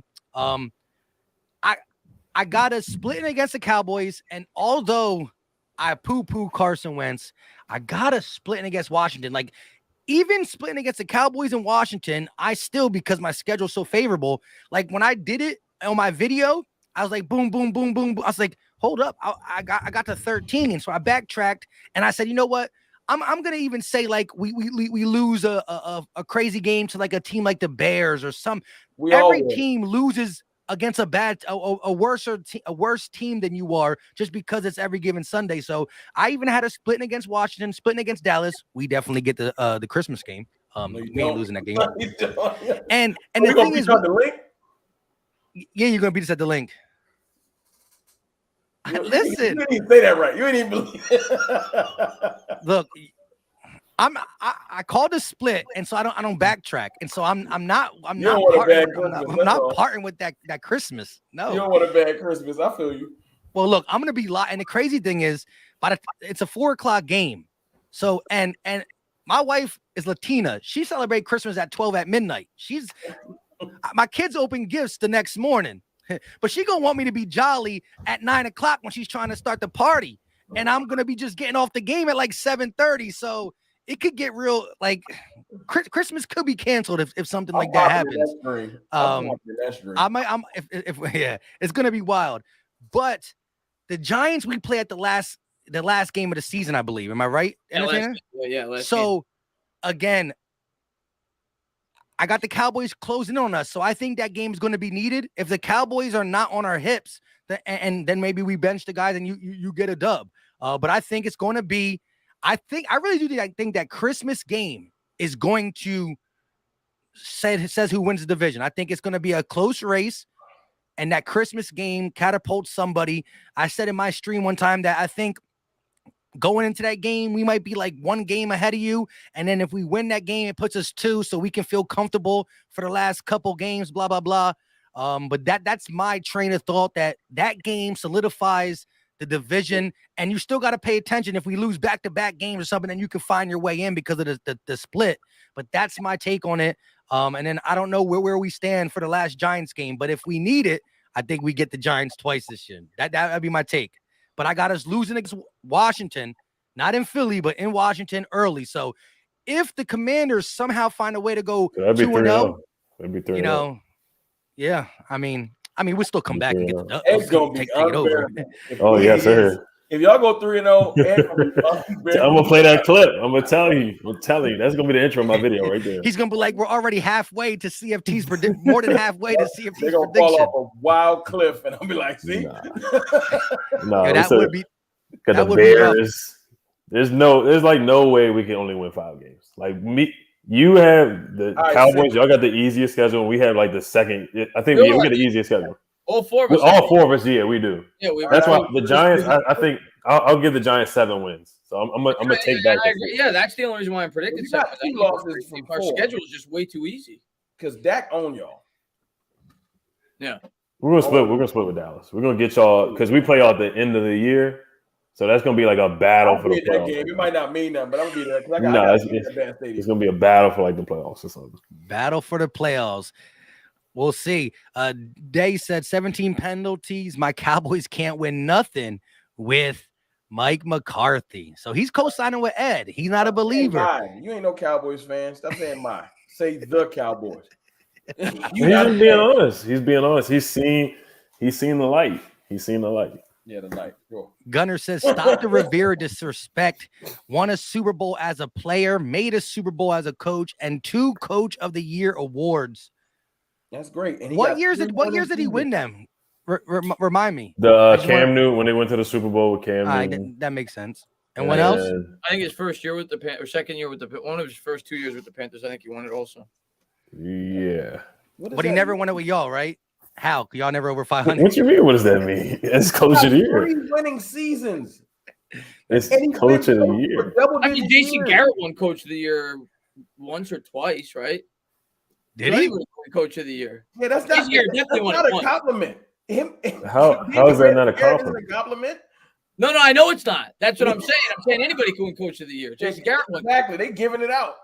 No, taking that Panthers team with Cam Newton, were 14-2, 13-3. Ron Rivera and that whole team on his back. That was Cam Newton's year. They won 11-5 another year. They won, and then he won Coach of the Year that year too. So it was multiple seasons. They went to the playoffs. I wanted Rivera when you guys got him, so I thought he was a good coach. So I don't. Let me ask you this, Ed.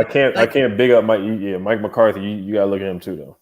So how y'all feel about Nick Sirianni, though? You love, you respect what he's been doing, right? No. What?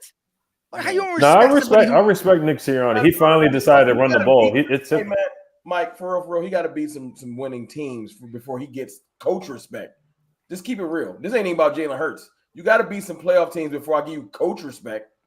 Period. All right. But how many coaches go over 500 with a team that the team that he got was a 4-win team. So whenever you take a 4-win team with a questionable quarterback, supposedly, and you win 9 games after predicting to be Vegas wise at 5, that's a good way to say I'm coming in hot. That is great. But when y'all start saying he's the best coach in the division, that don't even make sense. I mean, how you the best coach and you ain't beat the coach that you better than? I'm better than you, but I ain't beat you, but I'm better than you. That don't even make sense. So coaches just automatically it was really Mike McCarthy versus Nick Sirianni. That's what the matchup was. Exactly. But I've heard you utter those words. I heard you say Sirianni's better than McCarthy. Have you not? I do not respect McCarthy at all. You don't have to respect him, but Sirianni ain't never beat him, or his teams haven't never beat the Cowboys. Well, this season hasn't been played yet. Let's just say that. All right. We gonna rehash this. But I do want to ask Ed before we get up off here. You're not a little bit frustrated with never having a winning season so far under Ron? Do you blame it more on him or more on other stuff? Well, this is his 3rd year, so it's only been 3 years. But no, Ron is not innocent either. Like, he is an old school coach. He's an old minded kind of guy. Sometimes it looks like the game has passed him. Like, he doesn't know when to go for on 4th down. He doesn't know when to say he is old school, but at the same time, sometimes he's too new school where he goes for it in the most times. His decision making on 4th downs is very questionable. You guys played us. Was it a 2-point conversion, or I don't remember at the end of the game? It didn't make sense. Whatever it was. Yeah. A lot of his the 2-point, like some of his like analytics stuff. You can tell the game was past him for sure. But sometimes, the jury's out. Like, this year is a big year for him. I don't think he'll be fired, but if things do go wrong with Carson and Carson doesn't work out, then he definitely should be evaluated. Like, next year, if not this year, then I think he should certainly be on the hot seat. If they go like 7-10, especially with his schedule too, and the defense being disappointing like it has been, not getting the best out of Chase Young and other guys like that, then that is some of that is on Ron and Jack Del Rio too. And it'd be I'll tell you this: if you guys do fire him and you win 6 or 7 games, it'd be an attractive job for an outside coach because you guys have a lot of the pieces. He gets to choose his quarterback, and you build from there. So. Yeah, I agree with you. If you win 6 or 7 games, I think you fire him and you bring in a guy and you probably draft the quarterback. One thing I will say, it's a preseason game, but Howell looked darn good, man. So I'm keeping it real. He looked good. I'm not gonna lie. He looked pretty darn good. He can run too. Like, people don't know he can run. Like, he can literally. He got some wheels. I saw him. He got some wheels. That's why I really feel like you see that move, and then it's in the back of your coach's mind. Carson Wentz come out there and start playing trash. You're gonna be like, man, put the kid in. Because you want to see if Howell's worth it or if you just draft him high next year. So that's where my thought process was with that. It wasn't just complete hate. It's like and Hal probably win a couple games, so maybe I'm wrong on the wins, but I'm just saying I feel like he provide a spark. You know what I'm saying? He come in and then the whole team will rally behind him. Because keep it real, half your team don't believe in Carson. You can't right. You can't be cutting players because they don't like Carson. They're already snatching media passes. No, right now. See that's just the narrative because it's Carson's an easy target right now. He's an easy target. He's an easy guy to make fun of and all that stuff. Because the whole Philly thing, how it ended with the Colts the last 2 games of the year.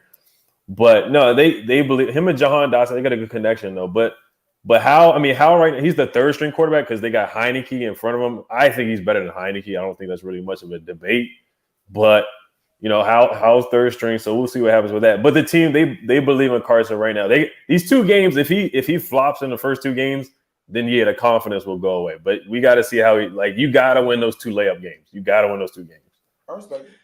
Yeah, and real quick, just the CFT thing, like anybody who has like the Super Bowl, like Mike McCarthy's definitely been in the game a lot longer. What I was always say with Nick Sirianni, like me not believing Mike McCarthy, I can't disrespect, even though it was with Aaron Rodgers. We've seen Rodgers with other coaches didn't get it done, whatever. All that said is that if you ask me going forward, who would I want? I'm rocking with my guy saying that I would take him because of, what I mean? But you're right. The body of work, Nick Sirianni had one great season. He could fall apart and never be the same. So you got to see more. I just like that he was supposedly given a 4-win roster that couldn't get past 5 and said, we're going to do this. So right now, I think his trajectory is up, but it could change. No one season is who you are forever because we've seen anomalies. Look at Eric Mangini with the Jets when they brought him in. They were calling him Eric Manginius. He turned to 5 wins to 10 wins, and then he was out of a job 2 years later. So I definitely got to see more. Yeah, you're right about that. Day said Washington had the toughest schedule in the NFL last year, easiest schedule this year. Look at the WBs we faced last year compared. Yeah, we faced last year compared to who they faced this year. 1-7 last year. How do any of you justify them regressing this year? I had y'all winning 8 games. Yeah, I think 7 or 8 wins. That's where I got them. 7 or 8 y'all won wins. how many last year? I think the only one that's saying Rome is saying 5. That's the only person that's saying. Bro, I've been on this Carson Wentz ain't it wagon for years. I argued this battle devoutly against Wentz and Dak. Won it handily. He got kicked out of Philly. No. The debate wasn't fully over. It got over in 2020. That's when the debate kind of like, The debate ends when he gets let go. Yeah, you're right. One thing I will say about the whole Philly thing in 2020 was, Mike, you can talk about the injuries too. I'm not going to use it as an excuse, but that O-line was banged up. You had Jason Peters, who y'all want to talk about age, was probably like 41, starting at left tackle. Lane Johnson was injured. Brandon Brooks was out. A lot of the offensive line was out. There was a lot of – you had D-Jax, a 30, old D-Jax injured every game. There was injuries. A lot of it was on Carson, 16 touchdowns, 15. But there was a lot of injuries, though. Yeah. That offensive line was banged up. That's an excellent Not point. A lot of wide receivers. Because that's how Dak, how Dak comes in from a 4-win Cowboys team, and we went 13 games, and everybody's like, look what Dak did with such a bad team. But at the end of the day, the team wasn't as bad as it looked because of injuries the year before. You know what I'm saying? Tony went down, and we had some other injuries. And we look worse than when everybody got healthy. You insert a rookie quarterback, y'all look incredible. So that's a good point. Philly did have a lot of injuries that y'all really probably wasn't a 4-win team. Y'all probably was more of an 8 to 9-win team if y'all ain't have the biggest strength of your team has always been your offensive line. So if 70% of them is on the bench, y'all not going to be the same. So that's a great point, Ed. Excellent point. Yeah, but also like Carson Wentz, like if you watch that 2020 season, like turnovers, like there was times where like Carson Wentz had opportunity after opportunity to even salvage games. Checked out. Carson Wentz checked out. After you drafted Jalen Hurts, Carson Wentz he checked out. Yeah, that really messed with him.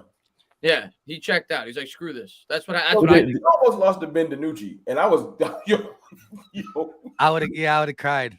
I've been on TV cry or YouTube crying because that was the whole what's it called too when we had that 4-on-4 battle royal, Eagles and Cowboys content creators, blah blah blah, And I was just talking regularly because I was like, "There's no way we could lose to Benanucci." And that gym was like a 5-8, 15-8. Like Benanucci had almost the same stats as Carson. I lied to myself that whole week. I was like, "We can do it." Yeah. We can do it. Real quick though, shout out to Dom. He said Washington fan has been a bad team his whole life. Yeah, hey, I'm not gonna lie to you. I wasn't even alive when the Super Bowl happened, so I'm gonna be truthful about that. You know, it was what VHS back then, 1991, 1992. But look, it's a new day. It's a new team. It's a new brand. You know, we got a mascot on the way. You know, we got a new mascot on the way. You know, we got a new field and everything. W.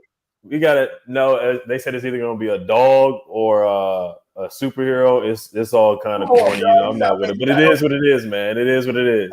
Hopefully, it could be the dog, so we can say we got that dog in him. I'll take that. If it's a superhero, I'm gonna be dead. Oh my God. Sorry, no, I'm not with any of it. But hey, it's a new day, man. It's a new day. He said a superhero. Respect that. Like I said, hopefully we'll be live on all platforms going forward. And like I said, so much substance when the season's here. It's not no more if we could beat this. It's like, yep, this is how we lost. We should have did this down the third, and it's going to be great. And what I love about this group is no matter how much we hate our teams, we keep it respectful. And again, we're doing the talking now because it's that time of the season, but the teams will be talking for us very soon. And all we're going to be able to do is now really relay what our team is doing. Yeah. The better team, content creator, is going to be able to do the most talking. So it's week coming three, up. Week 3. Hey, look, I envy entertainers playing with house money. He's so comfortable. He like, I ain't putting nothing out there. Me and Mike got to be sweating. I feel like if I was an Eagle content creator last year, that's how I would feel this year as a Giants content creator. I got nothing to lose. If they surprise me, if they don't, great. We get a quarterback. I don't have high expectations this year. I hope they surprise me. Not you, Mike. This is what happens. This is like act like you want on your team. If the Lions come out and beat y'all, the first thing somebody gonna say to y'all is, "Thought you was an all-star team." You're gonna have to hear that all year. Don't think that story's dead. The first loss, whoever beats y'all, that's the first thing players gonna say, because every grown person is petty like that. They just waiting. Yeah, look, at the end of the day, if we lose to the Lions, you know, it's gonna be tough. It's gonna be a rough week. Now, again, it's any given Sunday, and let's just say, like, let's put context. We lose to the Lions, but then we will come out and win 4 straight. Like, things can always salvage itself. But yes, it's not going to be a good taste after all this build-up anticipation. Just to have one guy say a crying speech, now they're better than you. Come on now, like, you can't let that happen. So, shout out to the culture changing. But the Lions still have some things. They're not even going to have their number 1 wide receiver. That Jameson Williams might not be there. Like, and he's a dog. I liked him a lot. I thought we had a chance to get him. I thought, you know, you could compare to Alabama. I ain't mad though with AJ Brown, but last year we said we were going to do this, but realistically, you know, things transpired and we didn't get on, but we've never been able. So we've been doing this for like 2.5 years, but it's all been in the off season. We've never done it. Yeah. In the season with like real substance. We'll do it like week 3. We'll start. So that way you got a couple of games to talk about. Yes. And guess that's perfect because week 3 matchup is Washington is Wentz plays Eagles. Last year with us rolling, no, we all had busy schedules. We were dealing with. Nobody wanted to talk. They was like, "He's unbearable." I'm not talking to him. I know you're gonna lie. Yeah, we were 2-6. So I was like, yeah, I'm gonna stay out of the group chat right now. And then the winning streak came. I was like, all right, let me hop back in there. Yeah, Ed did. Ed definitely hopped in that 4-game winning streak. Was like, yo, Sling, what's up? That we won Dallas week. He was spicy. Yeah, but listen, shout out to you guys. Thank you all for your time. Everybody in the chat, we still got 980 in the building. Again, we're live on 3 channels. Next time it will be 4 channels because, you know, it's cool, though, because what happens is this. I get to see on the chat, Eagles hate, Cowboys hate, Giants hate, Washington hate, but you and your respected content creators thing, it's not as bad as, you know what I mean? So there's a lot of Eagle fans and yours a lot of Cowboy fans, and they fluctuate going in there to talk a little trash, but you know, y'all can still keep it peaceful. We get to see all the bad stuff, but I appreciate it. And y'all got anything to say before we get up out of here? No, Sonny just brought up a great point. Yeah, Giants and Cowboys also play week 3, so that's the perfect week to do it. We play Monday Night Football. But yeah, no, I had a great time. Always love coming on here talking with you guys. Looking forward to the season. Hopefully the Giants go out there and surprise me and everybody else. But regardless, I'm glad football's back. We got preseason football week 2 Sunday. And yeah, man, can't wait for the season to start to get that first test against Tennessee. But thank you for having me on. Thank you for everybody for listening. No question, man. I appreciate you fellas. I apologize for talking too much earlier. But it's a Cowboy thing. Nah, you know, I'm gonna talk my trash. Just I do respect y'all, man. Y'all some of the best to do it. You know what I'm saying? I get all of my like knowledge for each team from y'all. I tell Mike that all the time. I don't really have to pay attention to ESPN. I get all my knowledge from y'all. So I tap into y'all videos. You know what I'm saying? I don't really pay attention to what, because media narrative is a mean thing. So I don't pay that no mind. You know what I'm saying? So I appreciate y'all for what y'all do, dropping knowledge on me, because all of y'all are more veterans than me in this. You know what I'm saying? And I'm looking forward to, I guess, in the middle of the season or the first quarter of the season, coming back in here and talking about, like Mike said, some substance. Yeah, man. Yes, sir. Yeah, I tell you guys that all the time too, man. You guys are big time. So you know, it's like the dream team, all-star team, like the Eagles are saying right now. So I'm excited. I'm excited to see this dream team, man. Yeah, and see what y'all really do. And yeah, it's gonna be epic either way. I didn't know that week 3 is a double down, like Giants, Cowboys, Eagles, Washington. So the fall, like not before whatever. You know, too happy, too mad. It's gonna be tough stream for 2 and not for the other 2. That is gonna be very interesting. That is I can't wait for that. But until next time, y'all know what time it is. We out. Peace.